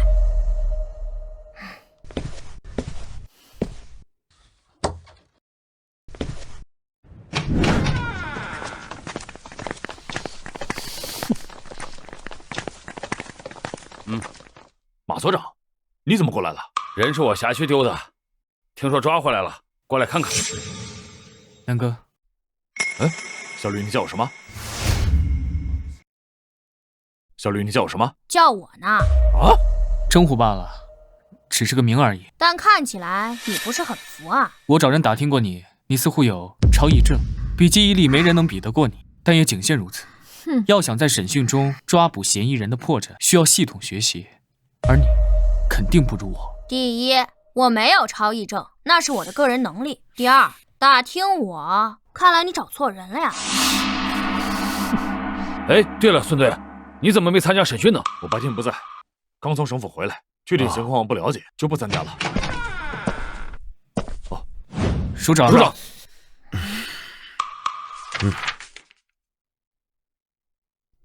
审的怎么样了？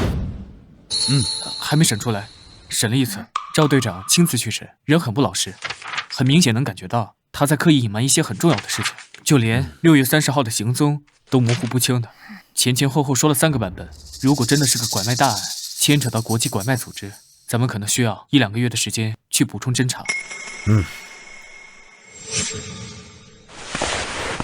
都在磨叽什么玩意儿？署长，我今天就已经把案件汇报到省府和皇家总署了，并与京城联系过了。明天整理好资料，我就要带着小赵去省府做案件分析汇报。估计到后天下午就能回来。到时候专案组暂时由你来负责，京城的人后天就能到。你要做好接待工作啊。是。还有小赵今年过年前就要提副局了，之后全面主持行政工作，不可能总跑一线的。论资历，论能力，老钱已经病退了，总队长的位置非你莫属啊。老孙以后好好收收你的脾气啊。是。你现在还能坐在这儿，真要告诉你证据是什么，你就来不及了。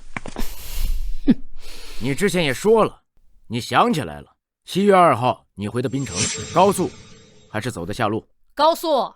那为什么你绑定的 ETC 没有交费记录？我交的现金，警官大哥。交什么现金呢？ETC 是自动扣款的。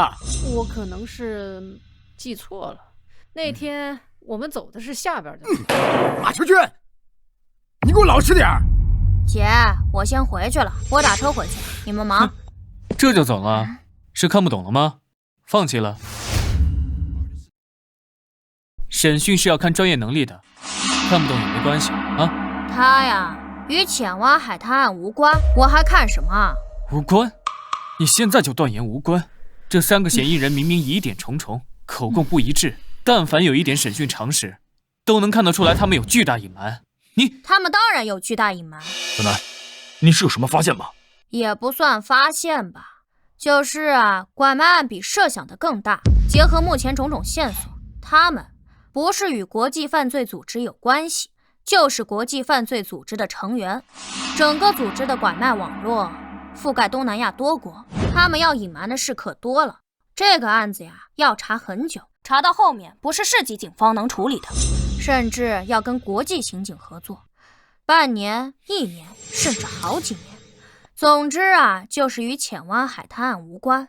至于我为什么笃定他们，我发现了什么，我是怎么推断的，我没有义务来教你，你爱信不信，不信自己去查。我是没兴趣了，祝你好运，走了。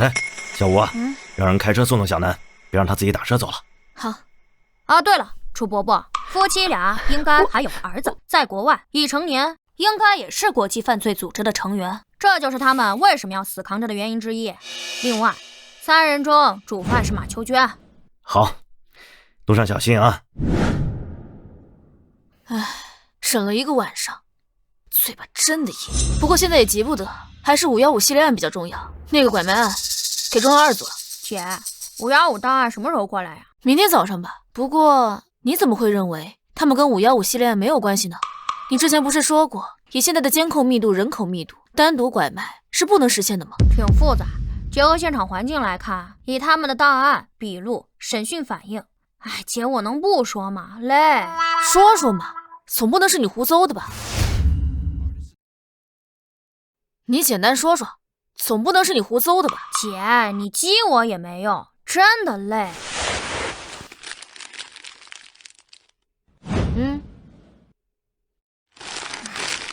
行吧，那其他不说，就说作为国际犯罪组织的底层办事人员，就不结私货的，无论自己拐了什么，一定是送给上级，所以他们牵扯的越大，与515案的关系反而越小。就比如罗珊珊案，凶手应该就住在槟城本地，把人卖给本地居民，本就违反组织规定。违反组织规定？懂得还挺多的。类似国际犯罪组织往往都会涉及违禁品走私、人口贩卖、器官买卖等，还在一些不稳定地区建立据点，培养武装力量。很多孩子都会被拐去，有的卖掉，有的自己培养，天赋高的也会被培养成顶级犯罪者，专攻暗杀、国宝盗窃、网络袭击与窃密等。但很残酷，没有童年，没有亲人，无休止的训练，被淘汰的人会永远消失，活到成年的也会失去人性。说的那么邪乎，像电影似的，从哪知道的？网络上呗。好了，不听你胡诌了，我得去睡一觉，下午还得去走访排查呢。姐，我有个问题。说。你说自从我落水后，是不是沾什么特殊体质了？你确实变化挺大的。不是那个意思，我是说我在落水后的第10天，我们隔壁就出了凶杀案。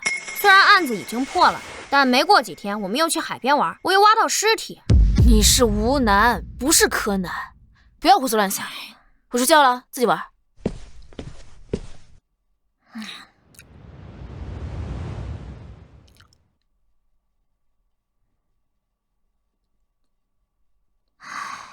写完了。小南哥哥，你写这么快啊？太简单了。那小南哥哥，你要去警署？不去，今天档案还没到，今天没我的事儿。那小南哥哥，小磊，你还有这种衣服吗？衣服？什么衣服啊？就你身上穿的这种。有是有。借我。啊？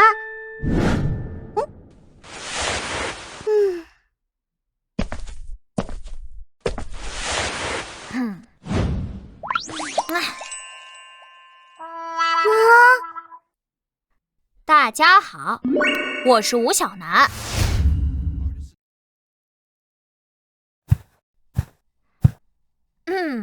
大家好，我是吴小楠。我叫吴小楠。吴小楠。小南哥哥，你好奇怪啊！哎，少废话，你以为我愿意呀？那你干嘛穿成这样？人家是有原因的。哎，走，要不要去逛街？好啊。可是我作业还没写完，今天要写2页呢，题好难。哎呀，放心吧，多简单，回来我教你。走。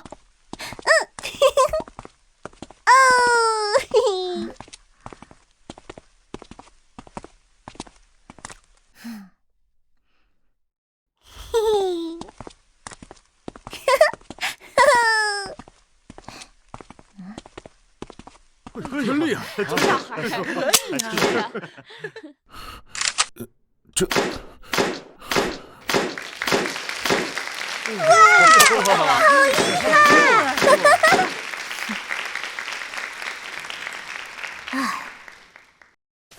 唉，厉害啊！以后别来了。谢谢小南哥哥。哥哥啊？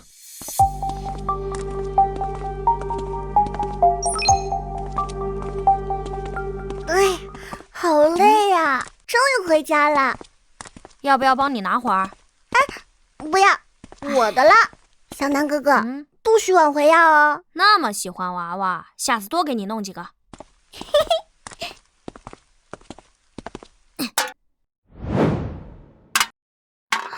哇！别挖了，大半天了，你是青蛙吗？哼，青蛙是呱，不是蛙。非洲有一种青蛙，它的叫声就是哇。哇，小南哥哥还去过非洲啊？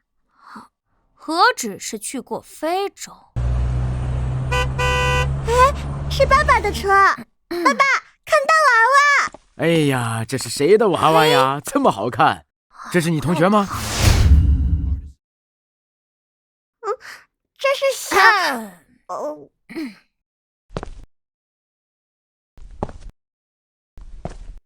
小南，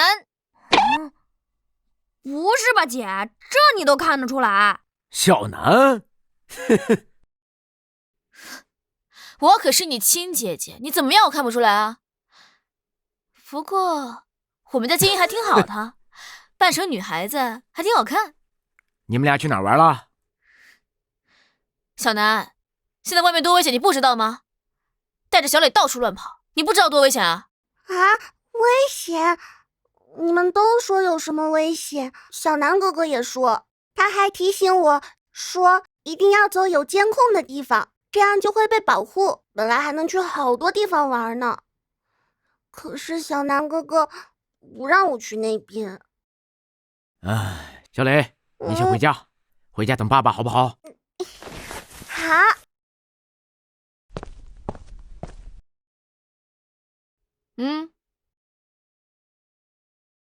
姐，你不是加班吗？怎么突然回来了？我这不档案没带，回来就抓到你给我搞事情。赵叔，那你呢？你不该去省府开会吗？6点的车，回来收拾行李，这就走了。你别再给我扯别的，好好的跟我说，老实交代，今天干嘛去了？你们俩干什么？我又不是犯人，交代什么？交代什么？今天干嘛去了？观察监控啊，不同于特定公共场合的监控，比如公园监控，很多年才会更新一次，而城市道路监控会随着发展、新规划频繁变动。还有沿街商铺开关关的，很多都有门前监控，所以我需要亲自确认一下所有的监控分布情况。查监控就查监控，为什么要带小磊啊？学做一个女孩子，总得有参照啊。哼，还真想当女孩子啊？不对，小南你……我是饵，我一定会抓到他。无论谁做的，我一定会找到你。小南你……小南，你着什么急呀？京城的档案还没过来，你到时候看一眼，可能直接就找到证据了。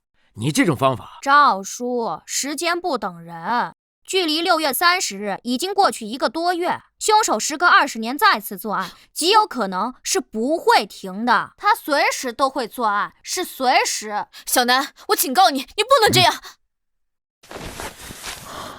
小南，你这个计划绝对不行，无论是从道德上还是法理上都行不通。我刚刚话还没说完，其实我的计划，我一定会抓到他，且一定不会有危险。你很聪明，也很勇敢，但是不行，绝对不行。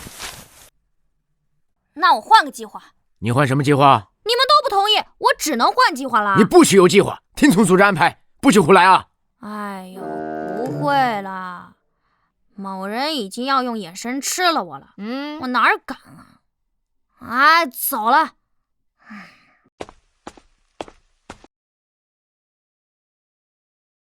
这孩子干什么都不交代。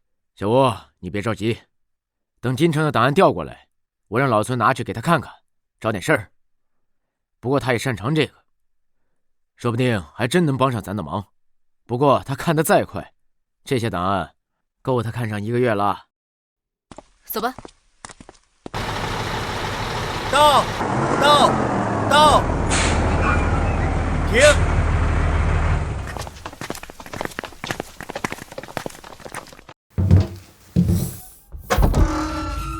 嚯，怎么一车厢都是？可不嘛，世界悬案了。当年皇家总署督办，查了好几年，没线索，查不下去了才不查的。这里面光是各种笔录就有数万份。怎么档案到了，人没到？分开走的。现在他们去高铁站接人了。哦，别聊了，快搬吧。黄董事长，这边请。这案子前后查了3年多了，这是我的一个心结呀，20多年了。我总会梦到，怪不得您会亲自过来。档案接收没问题吧？我本想亲自押车过来，他们说太久，怕我熬不住，把我给拦下来了。黄董事长，您放心，我们这边会尽快处理。这里怎么还有孩子？这是谁家孩子乱动的啊？你们边城是怎么管理金属的？黄董事长，您误会了。你他妈还反！你要跟我动手吗？臭小子，我黄董事长，别，你跟他计较什么？你听我解释，你听我解释。我现在就要！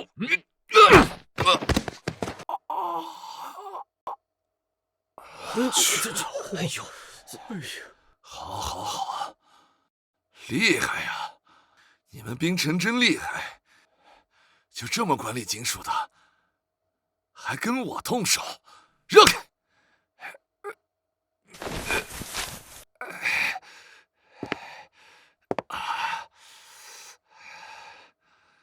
孙猛是吧？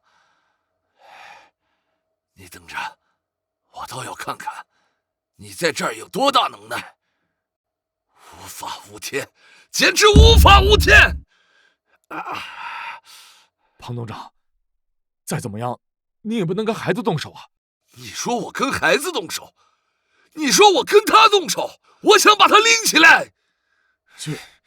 这其中有误会。没什么误会。行，你们真行，等着吧。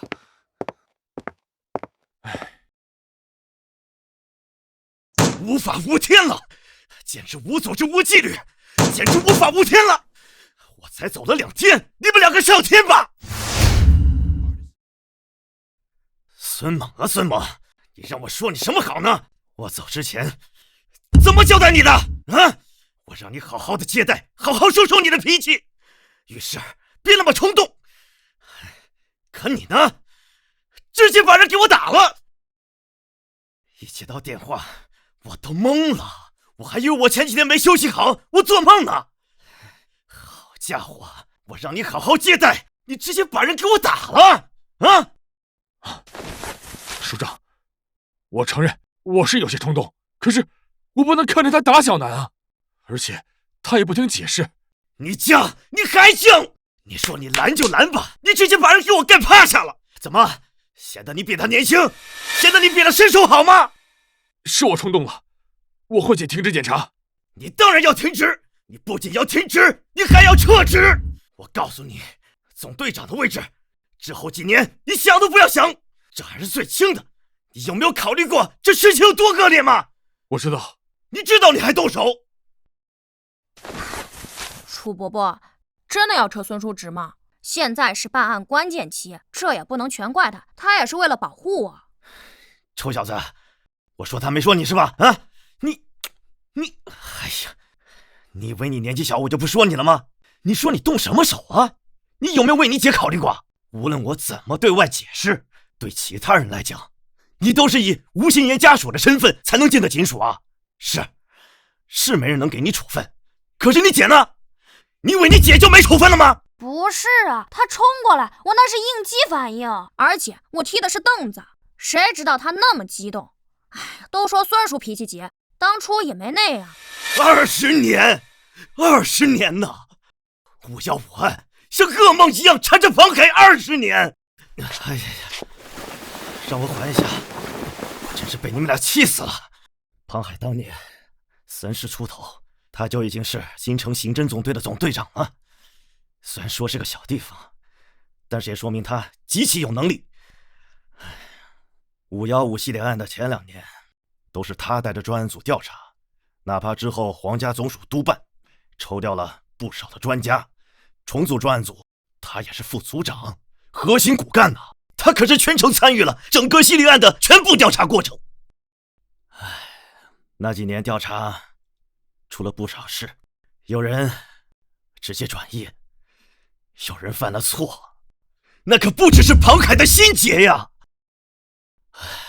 我最近跟金宁省府沟通了一下，听说了不少事儿。本来啊，是不需要他亲自过来的，应该是京城市警署派人就行了。而庞海已经做到了省府警视厅的副总长的位置，是他主动要求亲自带队过来的。刚到啊，好家伙，他就看到一个小孩在那乱翻档案，你们跟我说他能不急吗？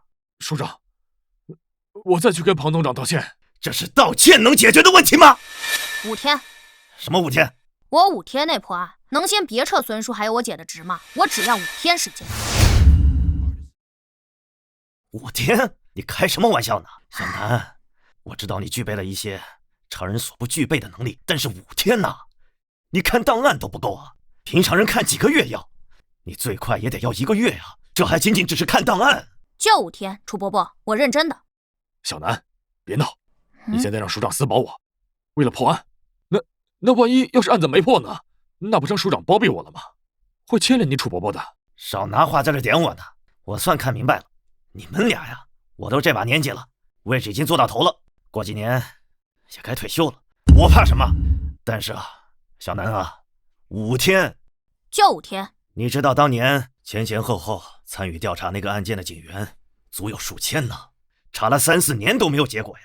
小南，你凭什么？情况不一样了吗？有什么不一样？有新案子了。新案件可没有太多的线索。虽然新线索不多，但推理空间不同了呀，其他可能性大幅度减少。什么意思？小南，你是有什么新发现没说吗？意思就是当年人口密度低，城市化程度低，监控极少，随机作案能不能破得看命，可能性太多了，得看凶手是否犯错，线索是否足够，否则呀，查得再久，调查人再多，没有巧合碰上就没有结果。而现在啊，不是这样，虽然是随机作案，但操作空间太少。所以呢？哎呀，行，好吧，具体推理情况我到最后再说，太长了，等抓到人之后我再做详细分析。另外，我已经确定了凶手的大概居住范围。什么？哪里？我只知道大致，还不能说出来。为什么？因为啊，那个地理区域啊也不小的，如果进行大规模排查，除非运气逆天，第一时间能抓到凶手的抽血化验对比 DNA， 否则会惊扰到他会潜逃，到时候啊谁也找不到。那你要……我就要5天时间。楚伯伯，我会在孙叔、赵叔、我姐以及其他熟悉警察的帮助下找到凶手，但前提是孙叔以及我姐姐别停职，否则我刚闯祸，我说话也没有人听我的。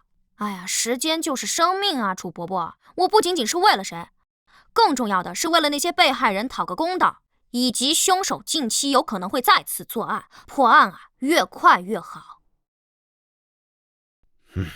行，就5天，我会找机会跟庞海谈一谈，先稳住他。希望呢，他们看在我的面子上，暂时先别把事情闹大。不过这个案子，最后皇家总署肯定会派人督办他，相信要不了几天就会到滨城。到时候议论纷纷，这事儿谁都瞒不住。好，就5天时间。不过楚伯伯、孙叔，我还有个请求。你说。保密，防止有人干扰我。谁会干扰你啊？哦，京城的人。哎，你们放心好了，你们俩把人打了，整个警署上上下下全都轰动了，都在议论纷纷，包括那些今天来的警员，相信很快就能了解到你帮警方连续破获大案的事情。所以呢，你不用担心，虽然他们可能不喜欢你，但是他们知道你的能力，不会干扰你的。哎，总之保密就对了。走吧。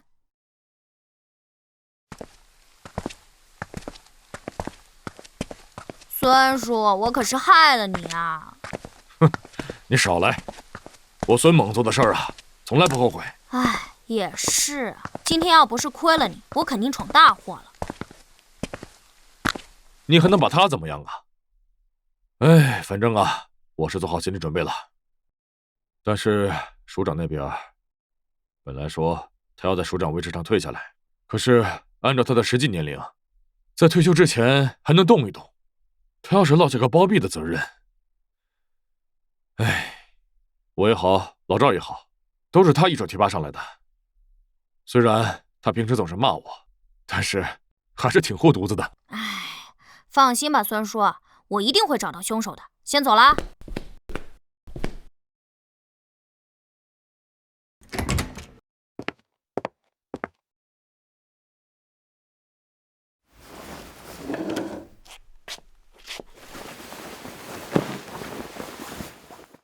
有事儿？我听很多人说过你，把你传得神乎其神。哦。听说你把汇总都看完了，有什么发现？还差一点看完。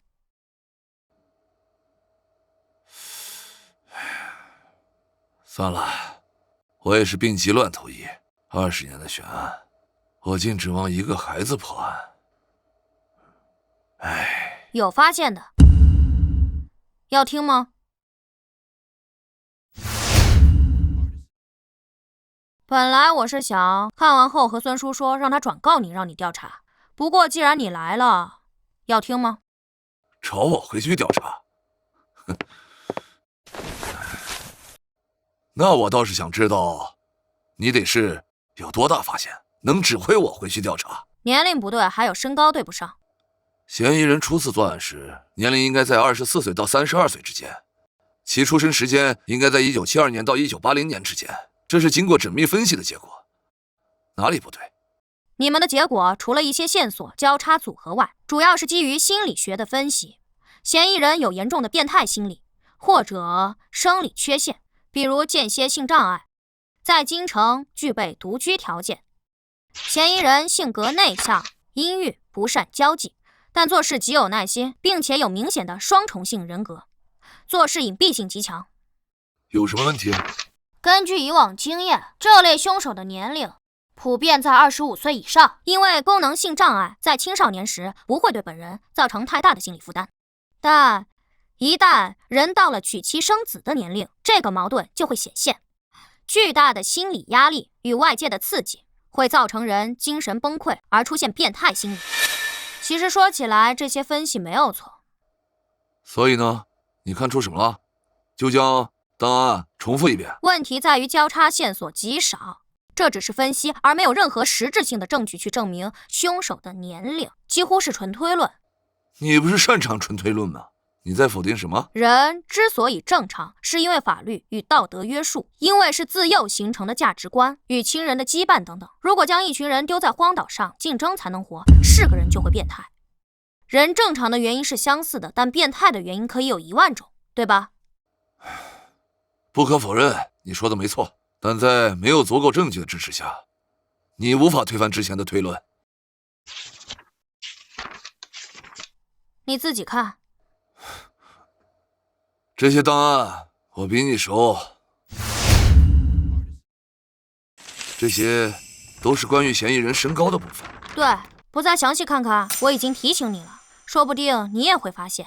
我说了，这些我比你熟。嫌疑人最终的身高论证在1.65米到1.75米之间，相差10厘米，相差太大。那你知不知道啊？在刑事侦查中，线索不足、不准确，嫌疑人身高误差往往都在3到10厘米之间，这是没有办法的。你感觉有问题？没问题，最终论证结果一点问题都没有。以那个时代的刑侦技术与时代条件，这么大范围是没办法，没有更精确的线索。那你瞎说什么？你也没传闻的那么神啊！要不我再给你念一遍吧？不需要，我看过，我记得，直接口述就行。2004年8月25日，苏婉娜尸体被发现，而其失踪时间是8月8日，相差半个多月。人失踪于郊区土路，调查起来极难，就算有目击者，也记忆模糊。不过你们还是找到了一个疑似对象。据目击者描述，他当时骑自行车路过时，看到岔路那边有个身影。时隔半个月，他之所以还记得，是因为那身影捡起石头砸电线杆上的麻雀，泄愤一样连续砸，所以让他印象深刻。不过被害人是失踪在下午去亲戚家的路上，没人知道下午的时候那个怪人是否还在，时间对不上。而据目击者估算，嫌疑人身高大概在1.65米到1.73米之间，而你们第二次估算嫌疑人身高是根据一个脚印。你不用说的那么详细，捡重点说。好，04年1.65米到1.73米，05年1.65米到1.76米，1.66米到1.73米，1.64米到1.73米，06年1.65米到1.75米，1.65米到1.73米，1.67米到1.73米，07年1.66米到1.76米，1.67米到1.75米。你跳过了很多啊。对，虽然9起案子，但对身高论证的结果是有数十次，后面查的越来越细，通过一个目击者的描述寻找更多目击者，连时间都对不上，甚至会出现描述出身高不同的情况。我只是去掉那些重复的，以及在我看来毫无意义的。以当时的条件，失踪时间与案发时间总是有很大的间隔，监控太少，目击者记忆模糊，只能如此。大海捞针，但凡有一丝可能，我们都要努力去查，并且把它记下来了。所以我已经说完了，你没发现吗？你在故弄什么玄学？再不说我走了，没时间哄你。04年1.65米，05年虽然有更低的身高判断，但1.66米的身高判断是首次出现。06年虽然也有更低身高判断，但1.67米作为最低身高也是首次出现。你不觉得他在长高吗？我知道你们在估算身高时会考虑很多情况，比如鞋底厚度无法判断，2厘米、3厘米都有可能，还有发型高度、有没有戴帽子以及参照物高度等等。再加上当时土路居多，凹凸站的位置不同，会形成视觉差，这也是估算范围会很大的原因，上下都会多加减1-2厘米做余量。可就是在这种情况下，嫌疑人在05年依旧出现了1.66米的最低数据，06年1.67米，也就是06年的最初数据，最低身高是1.69米。假设他鞋底偏厚，才减到1.67米。你不用再说了，我知道你要说什么。你的意思是，他作案时还是青少年，所以你认为当年专案组对其25岁以上的论断是错的？差不多。青少年。虽然在科学上，男性骨缝闭合是16岁到25岁之间，25岁之前可能持续长高，但现实情况是极少有超过20岁还长高的情况，所以我便认为凶手当年作案17、18岁的可能性最大。本就家庭不幸，再加上毕业考试失利，当然更大更小都有可能，早晚1年上学、高中辍学等情况都有可能，更早辍学也不是完全没有可能。青少年？等等，不对，你这个太牵强了。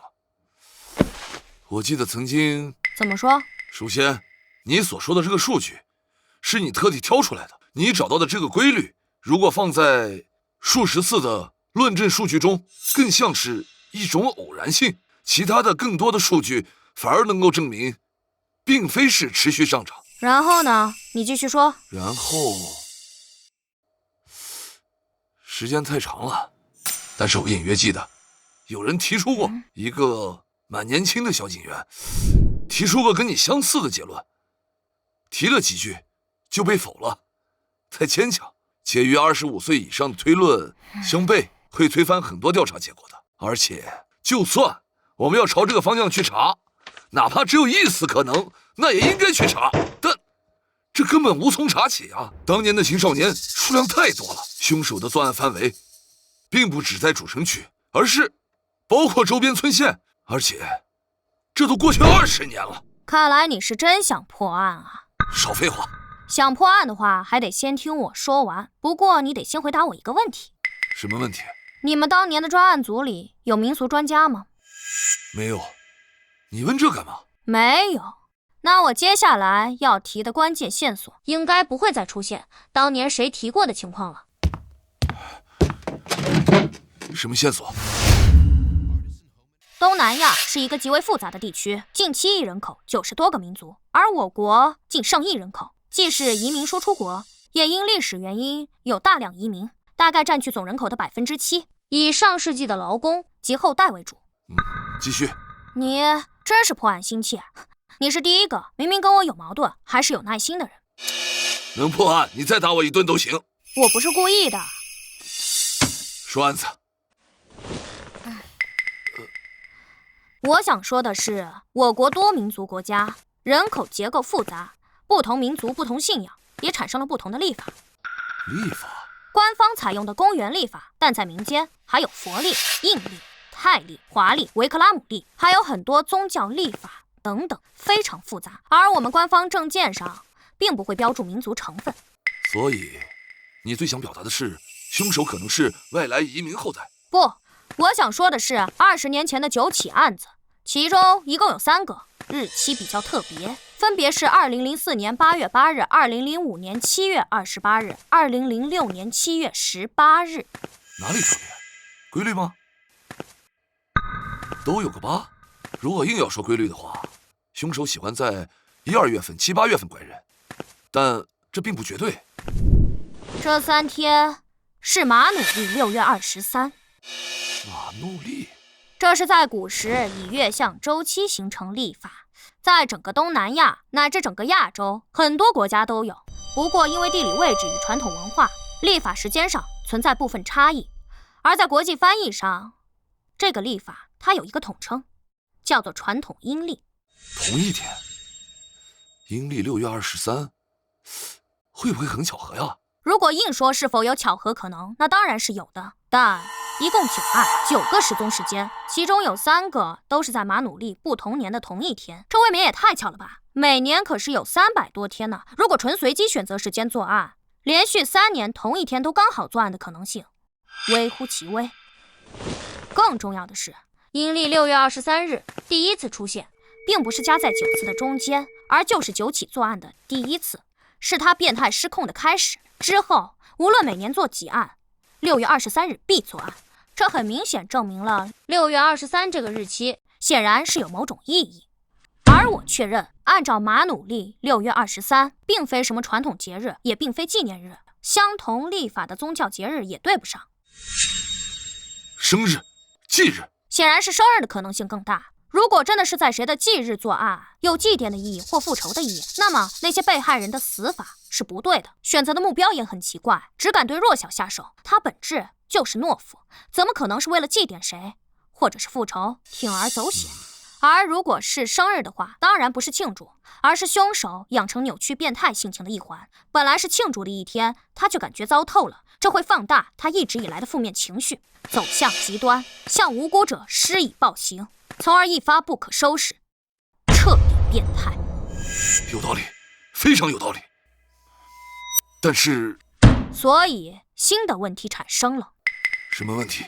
你觉得在具备作案能力的前提下，在什么年龄段的人会更加在乎自己生日过得好不好呢？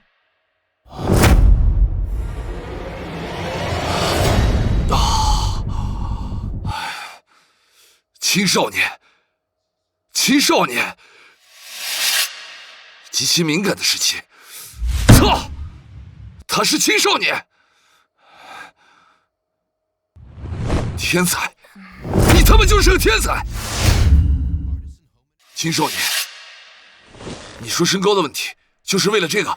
是啊，其实我在刚看他几十组身高论证结果的时候，有很多结果他在长高，这只是其中一种，确实牵强，有可能性而已。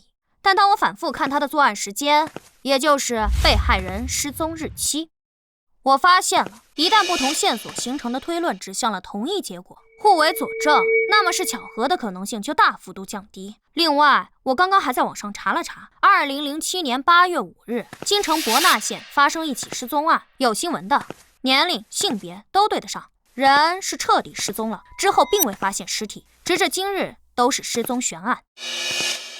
没错，2007年8月5日就是马努利6月23。两个结论：第一，凶手不是3年连续作案，而是4年，这能更加证明我的推论。第二，凶手当年作案并非9起，而是更多，只是有些案子因为各种原因没发现尸体，也就从未与515系列案并案调查过。你该订票上路了。啊？凶手在2004年首次作案时是青少年，马努利生日为6月23。如果他首次作案时刚好18岁，那么他的出生日期便是1986年，阴历6月23，公历7月29。如果首次作案时是17岁，那他公历的出生日期就是1987年7月18日，以此类推。但我无法知晓他的出生地是否本地出生，迁居后户籍是否迁过来，都无法判断。而且我认为，这种做下连环案又消失20年的凶手，他可能舍弃了自己原本的身份，在生活走向安定后，与过去做一个割舍。所以，仅靠户籍系统按照出生时间、出生地查，数量太多，嫌疑太大。而且受限于当年条件，如果是早就弃用的身份，户籍系统也会遗漏。户籍系统在全国联网也才是最近10年的事，但他一定在本地上过学。按照我国的教育体系，他至少应该上完初中吧。当然，小学辍学根本没上过学，在当年并不罕见。但我认为他应该上过学的，因为过早进社会的人，大多数普普通通，一些会成功，一些会学坏。杀人放火都有可能，但因为经历过社会上摸爬滚打，有太多机会，太多方式释放内心阴郁，不会堆积，反而不会变得那么扭曲、变态、极端。所以，学校对，受限于当年的网络普及程度，你现在必须带人去查学校当年的纸质档案，这个最准确。不仅能知道当年是否有过处分、退学、考试成绩，能做综合分析京城以及周边县村的学校，虽然也不少，但考虑到当年第一个受害者失踪位置，你应该知道先从哪几个学校查起。我现在去寻找。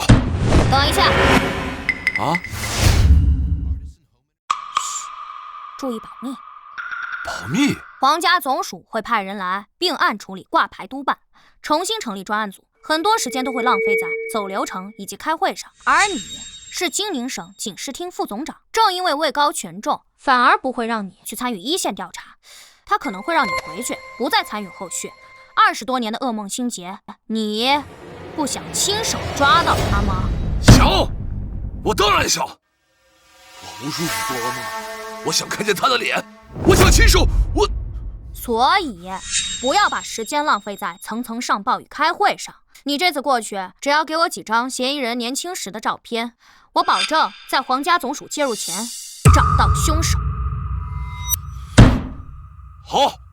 还有，今天是2025年8月10号，而本月16号就是马努利的6月23。我们时间不多了。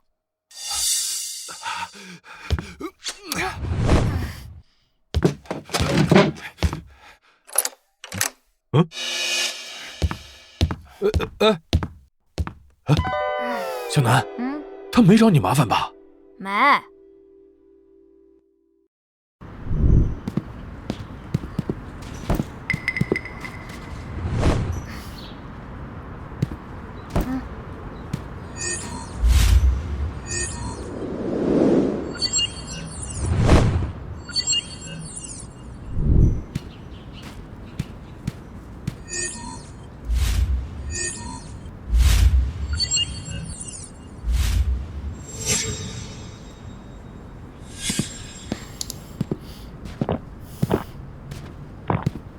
这附近能避开所有监控的路线，应该只有2条。丫头，等一下。小朋友，你这瓶子还要吗？哦，谢谢。啊，这丫头长得可真俊啊！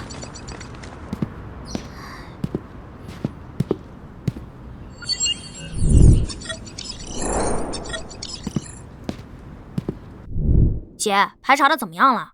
那天学校放假，好多家长来接触校生，所以那个监控里人很多，车很多，看不到什么。你今天怎么没去署里啊？你们都没去，我一个人去干嘛？你还知道不好啊？怎么，我们小神探现在不查案了？怕案情难度太高，破不了案，丢人吗？姐，打击我是你的乐趣吗？我真的不是打击你，是因为按过往的经验来看，没人能100%破案，也不是什么案子都必然能破，只能尽人事听天命。经历了这种事情越来越多，挫折也会越来越多。你看，就像515系列案，当年可是几千几百号警察在查，那个笔录都有几万多份，不还是最后破不了？我只是希望你压力不要太大。其实你不继续参加也好，那些档案够你看几个月的，但是也过不了多久，皇家总署会来人，到时候不只是你，我还有你孙叔都会因为犯了错误靠边站了。唉，姐，你怎么不骂我呀？骂你干嘛？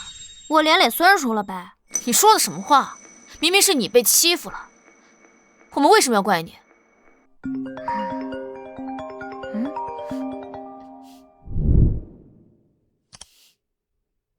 哎，你好，吴新言同志，我是庞海。啊，庞所长，你好，不好意思啊，上次的事情我替我弟弟再次向您道个歉。不必了，他电话多少？我这儿没有他联系方式。庞总长，事情那么严重吗？别跟他计较吧。我并没有计较，是关于案子，我要跟他对一下情况。你要跟他对案子？啊，那你等会儿，他在我旁边。找你的。我是吴楠，你说。好，时间来得及，辛苦了。好，我电话是，有情况随时打给我。那行，先这样啊。好。吴楠，老实交代。交代什么呀？你跟庞总长对案子？哎，讨论讨论呗。姐，我已经和庞总长和解了。还和解？人都被你气走了。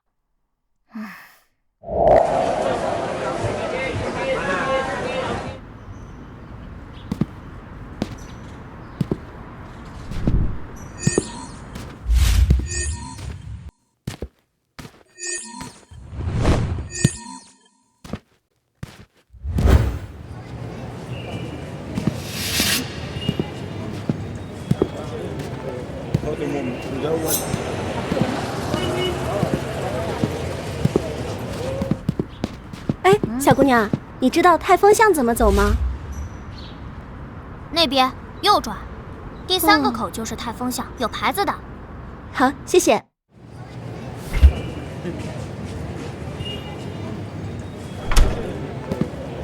老板，可乐。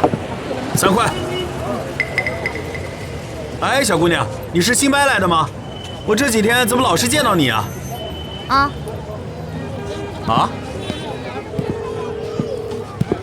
喂，庞叔。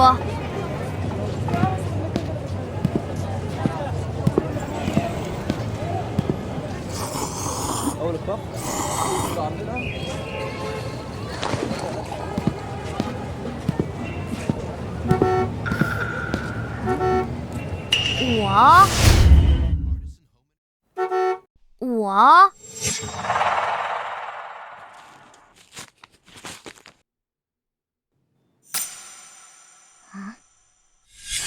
巧了。不好意思啊。没关系。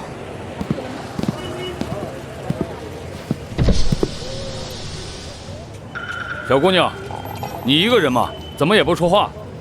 别一个人在外面跑，赶紧回家。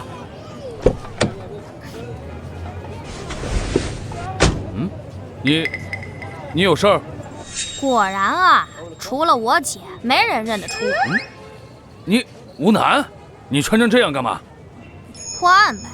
破案？你这样做，你姐知道吗？赵队知道吗？他们当然不知道。你知不知道这样做有多危险？当然不危险，但我暂时不想解释为什么不危险。总之，你能别在这附近转悠，就算你开的是私家车，人家未必知道你的车牌号，但也肯定认识你的人。你影响到我了。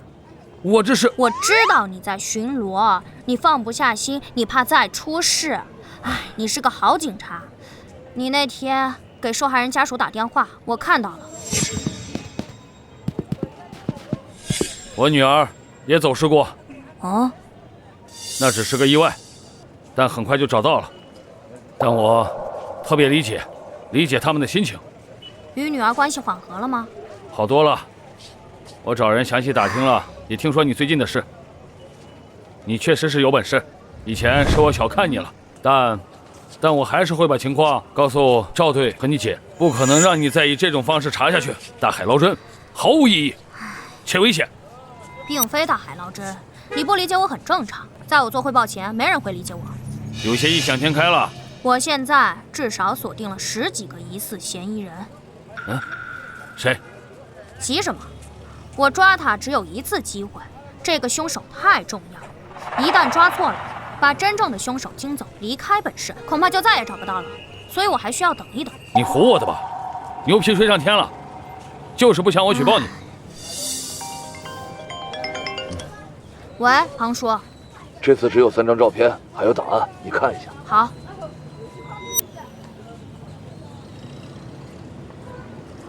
你。嘘。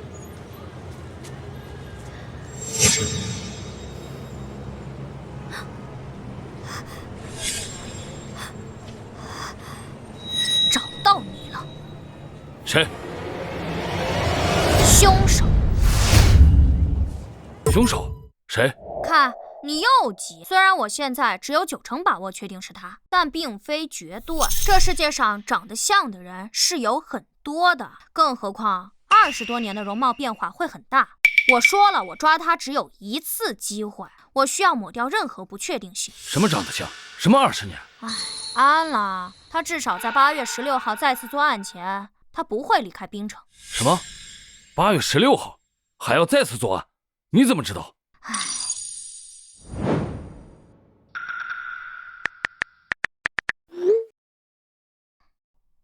有支笔吗？有。来。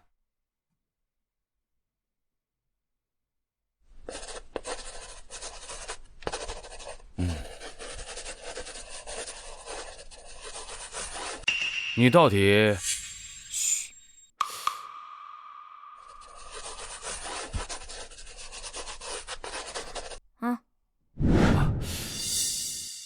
他应该不是熟脸吧？有电脑吗？借我用用呗。有。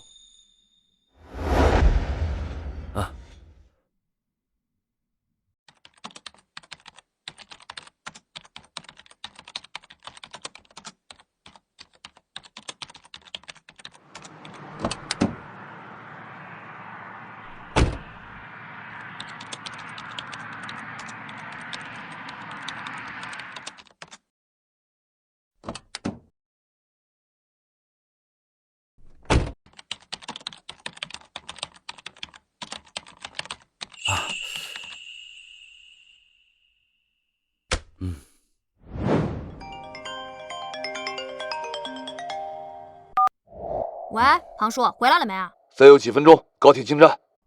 啊，那我把位置发你一下，你看一下。你找到他了吗？确定是他？过来吧。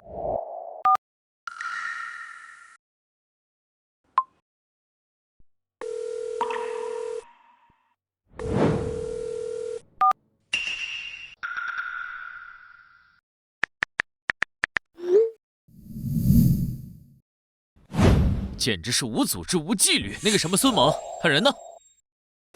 我让他回家反省了。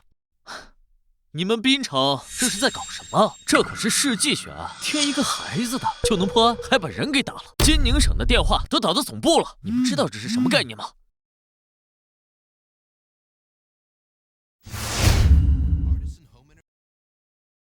行了，何市长在这儿，滨城的情况，事实没有调查清楚之前，还轮不到你在这儿说三道四。何市长、楚署长，滨城的问题，我相信你们一定不会徇私，该怎么处置就怎么处置。咱们还是继续开会，还是破案要紧呐。好，何市长，周末还年轻，他不是冲你的。你们滨城这是在搞什么？别往心里去。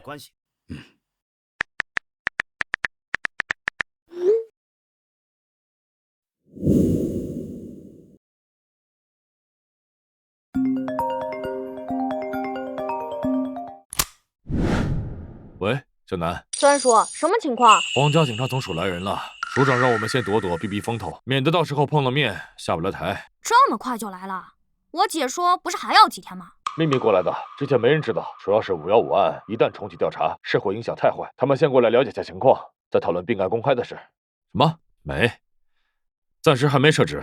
等他们开完会，不是庞总长，是他身边跟过来的那个，把事情捅上去了。我看啊，他未必是为了庞总长好，本来双方都有责任的事，他擅自把事情捅上去。孙队，算了，跟你说这些你也不懂。你有事吗？今天没见，想你孙叔了？地址？什么地址？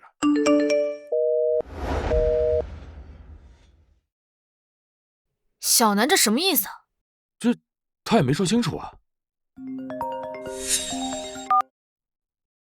喂，魏所长，小南让我打给你们，带好装备过来会合。会合？什么会合？小南找到凶手了。什么？小南跟你在一起？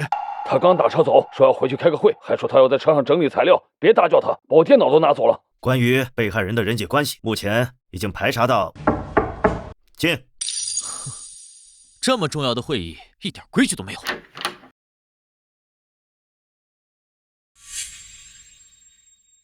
能换我来讲吗？我已经找到凶手了。凶手找到了。小南，哪个案子的凶手？小南，你别805浅湾海滩腐尸案以及515系列案的凶手潜逃20多年，前后共害15人，我找到了。荒唐，连受害人数都搞不清楚。你们滨城，哎，大家坐，大家坐啊。小南，何伯伯，不信我？这不是伯伯信不信你，而是今天的场合非常重要。如果你包含我的私人调查，没人能说清楚情况。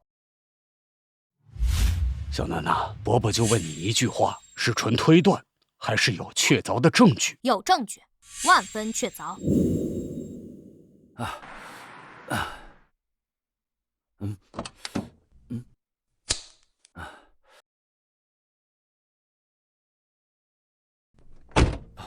魏所长，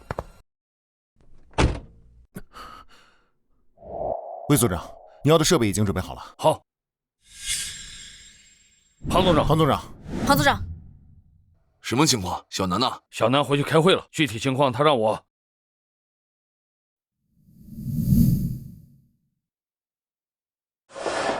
大家好，我叫吴楠，下面就由我向大家讲解针对805浅湾海滩腐尸案及515系列案的分析推理过程以及结果。开始吧。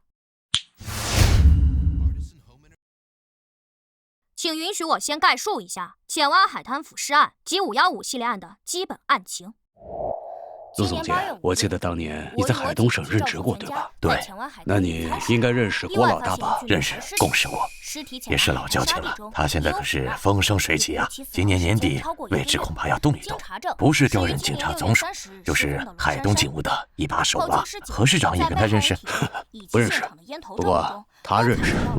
他是郭老大的亲外甥，他家里4代人从警，可以说是警察世家。他爸妈6年前因公殉职，现在是他姐姐带的。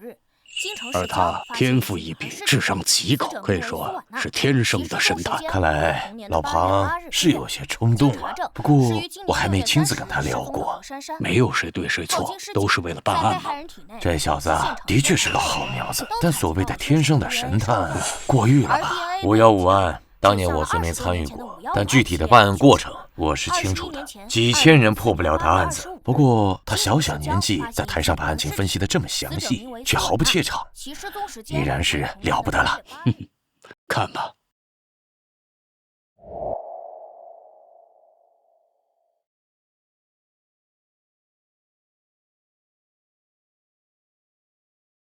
以上便是515系列案以及805腐尸案的大致情况。下面我来说一下专案组方面的最新进展。大致情况就是这样。我现在也可以排除犯罪嫌疑人在店里的可能性。连续多日下午关店，嫌疑人就住在里面，我没敢靠得太近，防止嫌疑人突然下楼注意到咱们。好，那我来安排一下下面的行动。魏所长，你安排人先过去侦查一下，嫌疑人有没有在楼下布置监控？是。小沈，你才调过来没多久，犯罪嫌疑人就算下楼也不会认识你，你去。是。好。老孙，那边你去侦查一下。是。小吴，去那边侦查一下。好。我们有7个人，没问题了。小南还有什么安排吗？小南说抓捕行动开始前他会联系我们。自案发后，赵叔从全市抽调警力，排查了罗珊珊失踪当天在相应时间段下出现在附近监控下的1375辆车，对非本人驾驶情况做了监控甄别。除了电话联络外，还走访调查394人，笔录509份，提取 DNA 生物信息116份，全都送往省府进行加急对比。另外，被害人的人际关系也排查了。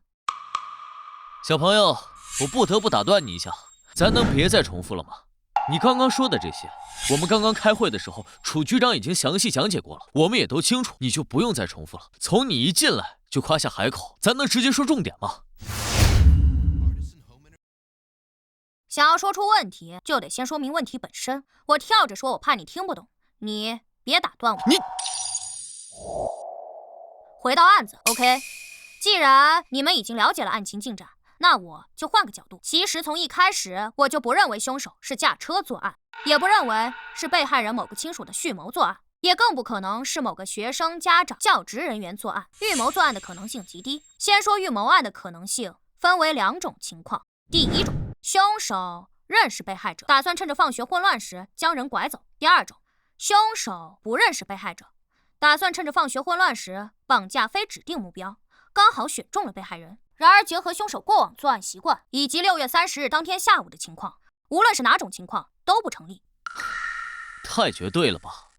放学混乱是因为当天放暑假导致的，人多车多意味着人多眼杂，甚至发生了大拥堵。附近多个路口有交警现场指挥。在这种情况下，我认为无论是拐卖者也好，绑架勒索者也好，亦或者本案凶手，选择谋划当天作案的可能性极低，其风险过高。基于这一点，凶手驾车作案的可能性也极低。首先是大拥堵，短时间走不掉不说，他的作案行为很可能被某个行车记录仪拍下来。其次是现场路况，车是无法开进附近巷子的，如果想要离开现场，必然经过某个主路口监控。而凶手既然是515系列案的凶手，那他就应该知道警方对他的侦查力度。凶手当年连续作案10多起，依旧逍遥法外。我必须假定他拥有极高的反侦查能力，我能想到的，他一定会想到，他不会给自己留下那么多的破绽。确实有点道理。那你又怎么确定凶手非其他同学家长或者教职人员呢？这未免太绝对了吧？因为凶手大胆。大胆？凶手处理尸体的方式是埋在浅湾海滩的岸边，那可不是什么荒郊野岭。凶手并未毁尸灭迹，甚至留下了自己的 DNA 生物样本，包括那颗烟头里。他等待着尸体被人发现，他在挑衅警方。而我刚刚说过，作为515系列案的凶手，他不可能不知道警察对他的调查力度。而随着时间推移，案子会闹大，会轰动全国，会有数以万计的人被做 DNA 对比，包括所有年龄合适、具备作案时间的男性家长以及教职人员。案子拖越久，调查力度越大，没有人能逃过，一如当年。所以，如果凶手是与被害人存在某种直接、间接关系的人，那他应该选择毁尸灭迹才对。可他没有，更不可能会被专案组拿到 DNA 样本。可我们偏偏找到了。你听得懂我在说什么吧？照你的意思，检察组就不用再查了。排查了那么多人，在你的推理当中，竟然没有一点意义。我有说没有意义吗？有意义，甚至可以说非常重要。不是所有案子都在第一时间找到正确的调查方向。刑事侦查就是要在无数错误可能中寻找最接近真相的结果。小朋友，你连受害人有几个都记不清楚，还来教我刑事侦查？专案组近日来的大规模排查，为本案调查解决了很多问题，意外、巧合以及完全不可预知凶手的心理状态。意外也好，巧合也罢，他可能确实开车了，本没想作案，但这世界上总会有一些极小概率的事情，一系列无法预知的情况促成了最终结果。当机会就在眼前，他只需要一瞬间的心思摇摆。而凶手的心理状态，据我对凶手的心理侧写，他时隔20多年再次作案，极大可能是生活出现了巨大变故，家庭或事业使他再次走了极端。在这种情况下，我无法预知凶手是否出现了某种，比如说自毁倾向，或者说是变态。他想要跟警方玩一场游戏，比一比在警方抓到他之前，他究竟还能再做几案。他是一个变态，他很可能会做出反逻辑的行为，所以我无论怎样推理都有可能是错的。而专案组的大规模排查帮我弥补了这部分。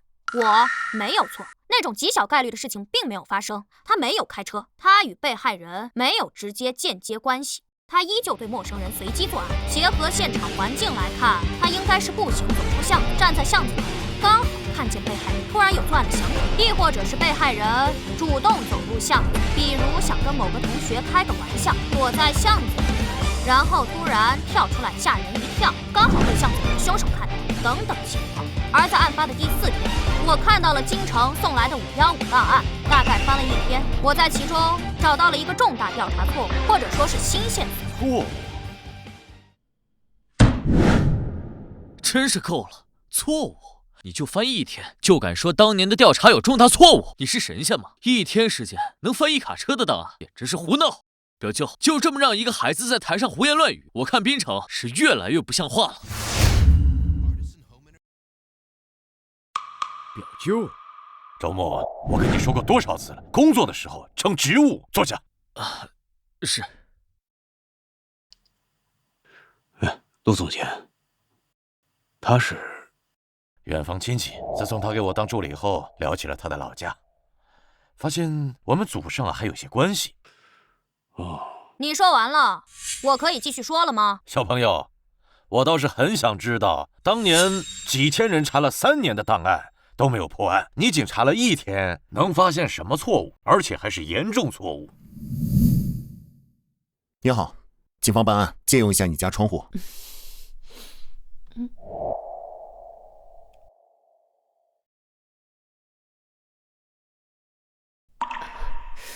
警官，对面是有坏人吗？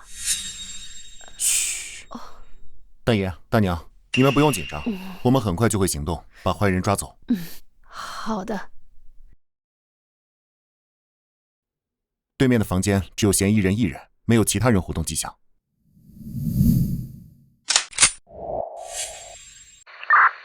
对面的房间只有嫌疑人1人。收到，继续盯着。到目前为止，没有什么发现。魏组长，环境比较复杂，我们得这样过去。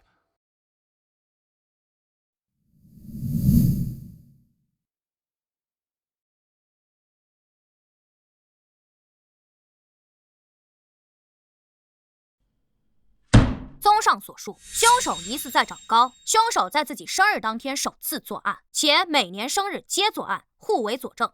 凶手作案时是青少年的可能性极大。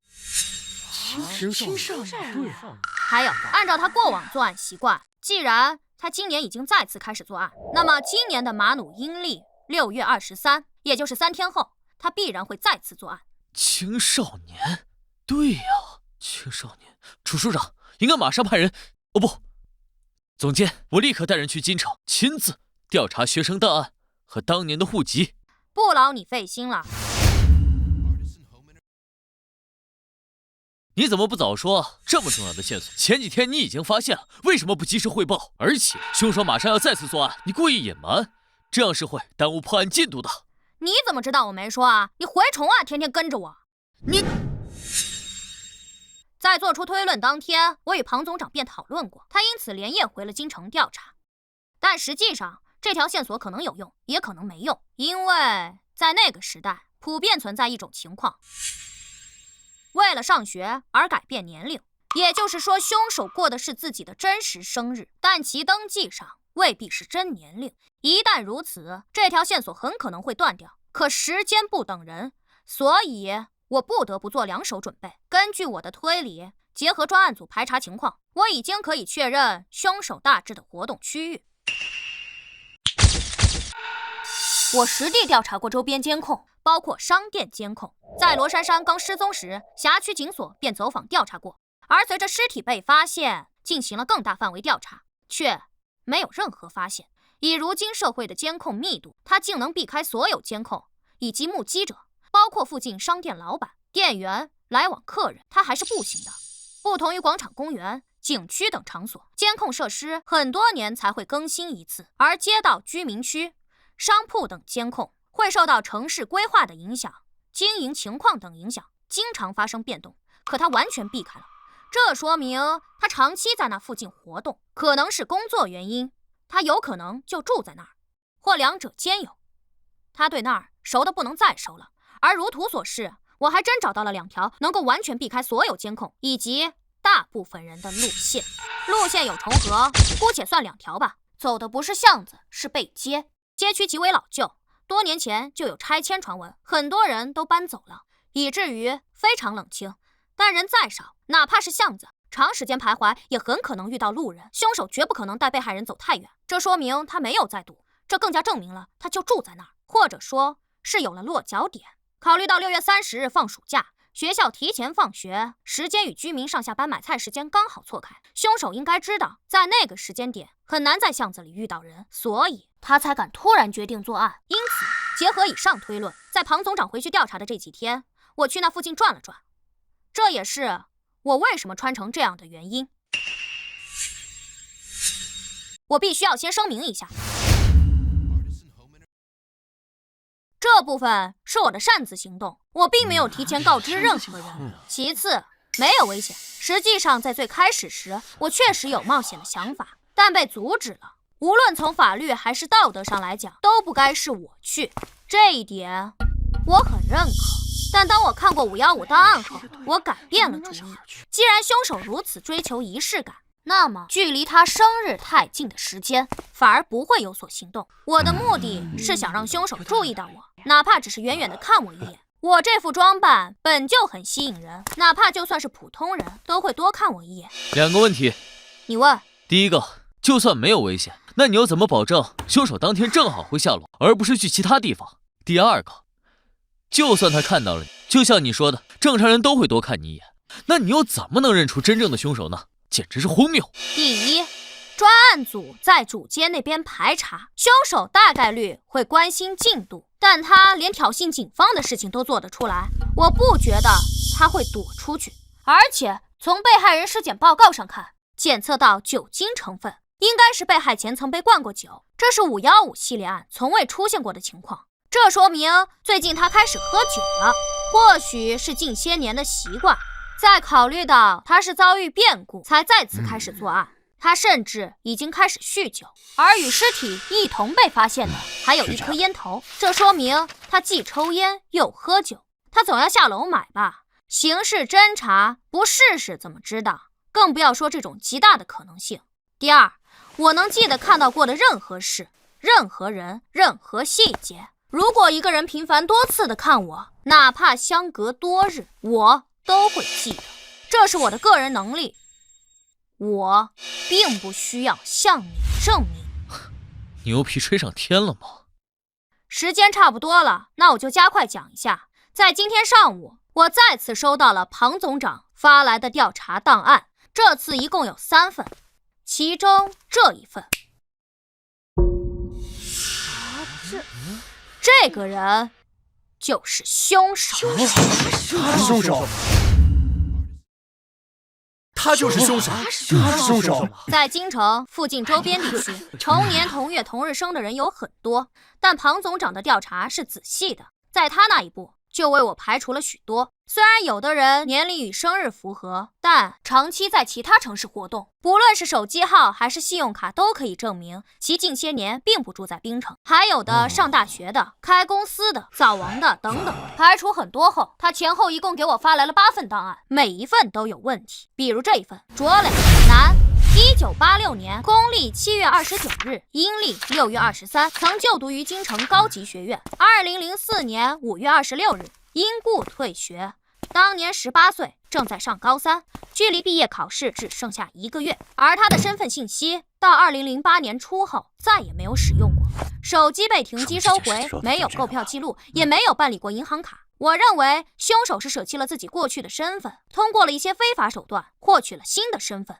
等等，好烦呀！你刚说这8份档案都有重大嫌疑，那你怎么确认那他就是凶手呢？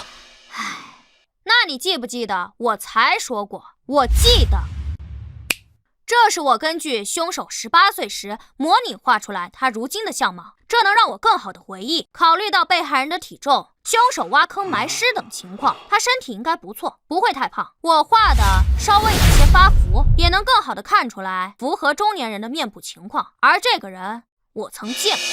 4天前下午3点半左右，3道巷，我在将瓶子递给环卫工时，他从巷子尽头 T 字路口经过，身穿灰色上衣、绿色长裤，正在打电话，曾看向我。还有3天前10点17分左右，他正在九干街正恒五金店门前正在抽烟，并看向我。还有今天上午南道街街角的炸鸡店，我才吃完饭出门，他与我擦肩而过，撞了我一下。另外他还有一辆车，曾停在五金店门前，以及出现在了炸鸡店附近路边。但我不觉得他第3次是跟踪我，不然早被我发现，应该就是又遇上了。他注意到了我。至于他为什么撞了我一下，我很难揣测他的变态心理。你这是在讲故事吧？这些可都是你的个人记忆，你只是记得，那证据呢？想要证据是吧？我满足你。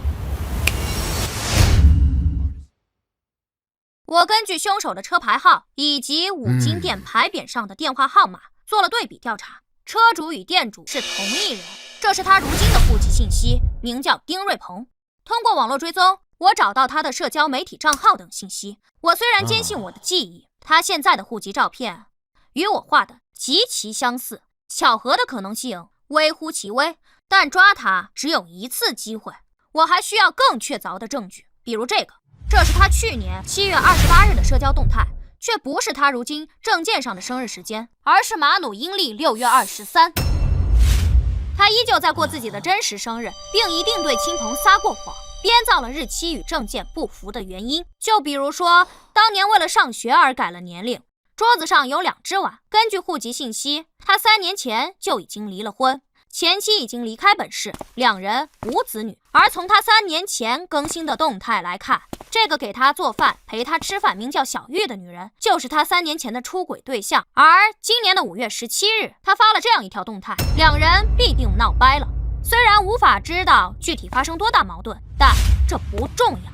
仅从容貌、生日、近期变故等等情况来看，我不相信还有任何巧合成分，他就是凶手。而让我更加吃惊的，凶手的变态程度竟然超乎我的想象，他竟然在网络上留下了他作案的直接证据。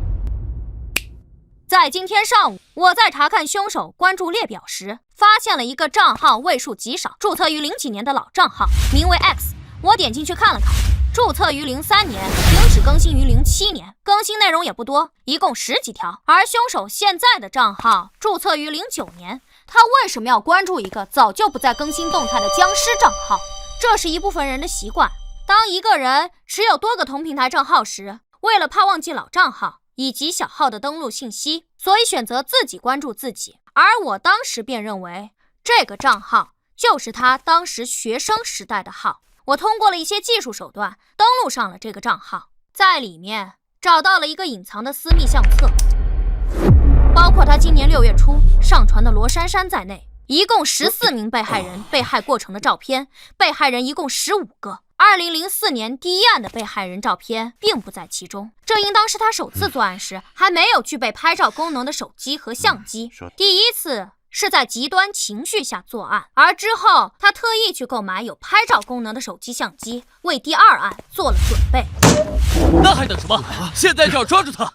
陆总监，我现在就带人去。不必了。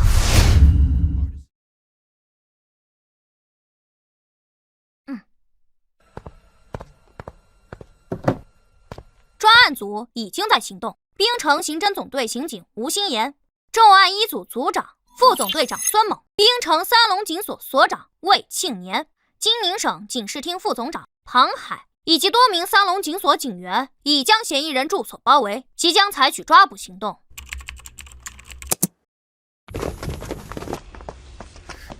我是吴楠，听得到吗？听得到。赵叔。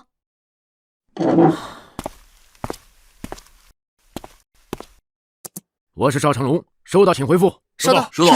现场情况如何？已经勘察周边地形，并且向社区了解过他的近期情况，封锁了2个路口，对嫌疑人房间进行了隔窗侦查。目前只观察到嫌疑人1个，未发现其他人员存在，无法确定嫌疑人是否持有武器。随时可以开始抓捕行动。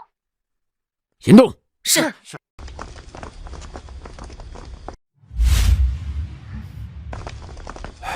你们在滨城都是熟脸，我来敲门。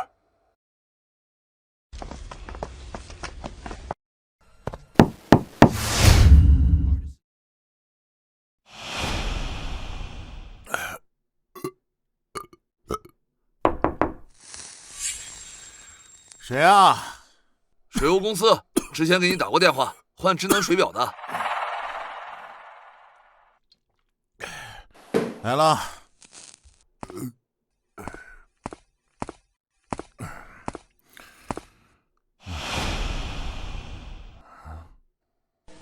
你好，麻烦开下门。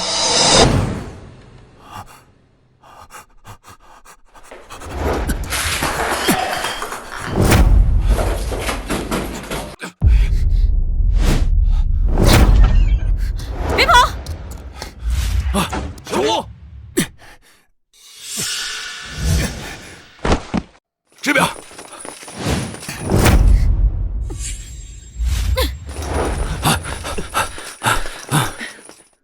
还跑吗？想死的都给我滚开！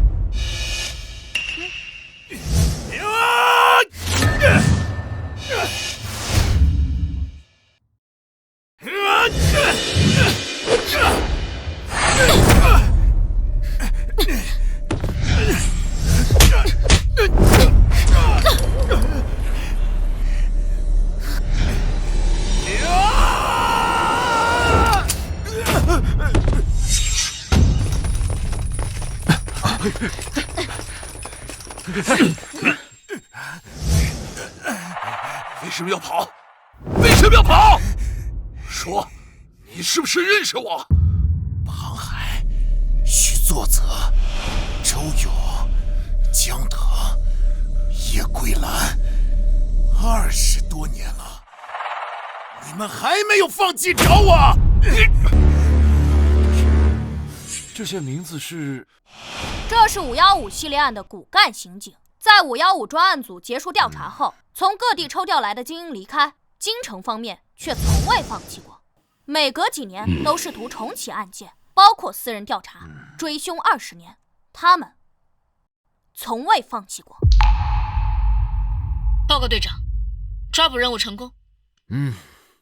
收队。那么10年了，那可是整整20年啊！哎呀，精彩，太精彩了！天才呀，真是天才呀！厉害！太棒了！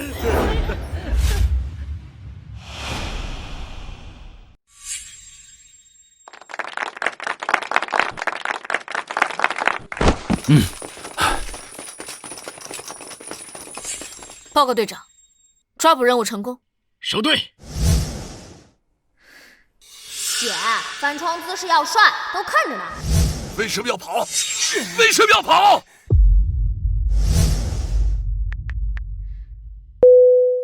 喂，姐，怎么了？你知道我会翻窗？推算的呗。别跑！你动作最快，身手最好。你知道庞总长会去敲门？他有执念。你勘察过地形？没特意再去看，这几天在附近转，所有的地形建筑我都记得。所以你提前推算出庞总长会主动提出去敲门，推算出嫌疑人会因为认出他翻窗逃跑，也推算出我会翻窗追他，让你孙叔在路口等他。是啊，姐，你弟我厉害吧？小南，怎么了，姐？你忽然间让我觉得很害怕。害怕？怕什么？放心吧，姐，只要有你在，我永远都会是个好孩子。我是世界之王，世界之王，世界之王。哼。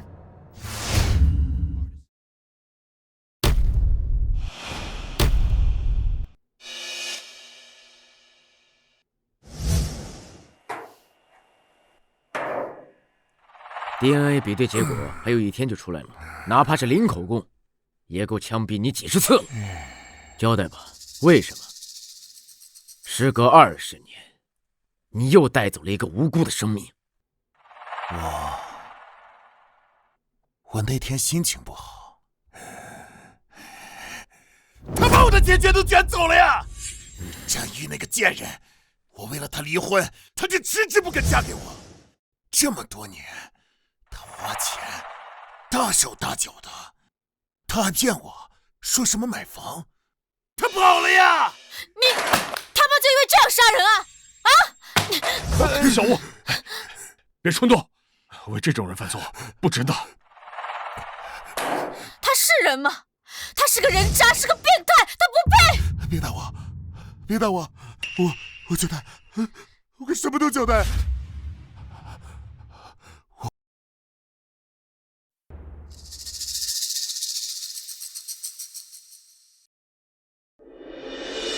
凭什么？我又做错了什么？他们根本都不要我。那个贱人，他宁可把钱给那个野种花，都不愿意给我交住院费。他说看见我就觉得我恶心，看见我像看见了个狗东西一样，他想吐，他后悔把我给生下来。所以呢，就是因为你父母对你不好。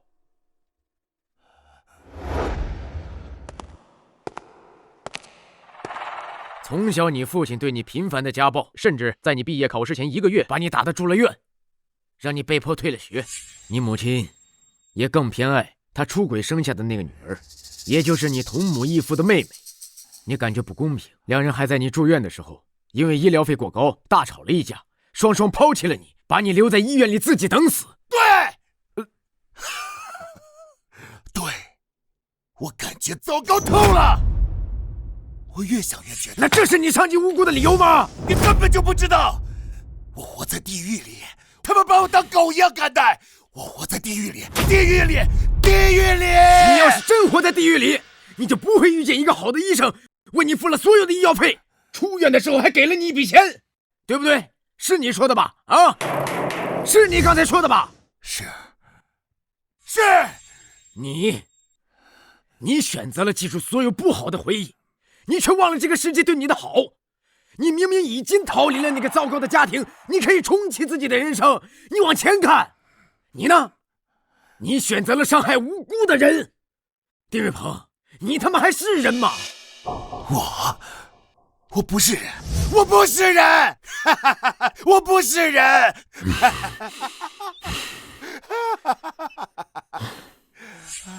第一案后，为何还要做第2案？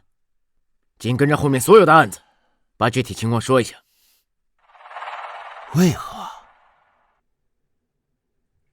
为什么？愉快呀，非常愉快，这种感觉我从来都没有过。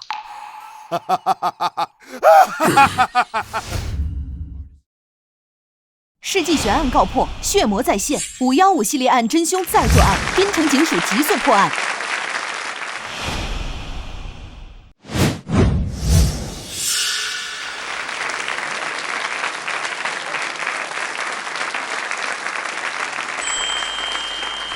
哎，那个吴警官，怎么了？说起来，我应该叫你一声学姐呢。咱俩一个高中的，我比你小2届。是要我电话号码是吧？小南跟我说了。不是，我不是要你电话。吴警官，你看能不能把南哥电话给我？啊？我问他要了，他嫌我烦没给我。你自己不也是警察吗？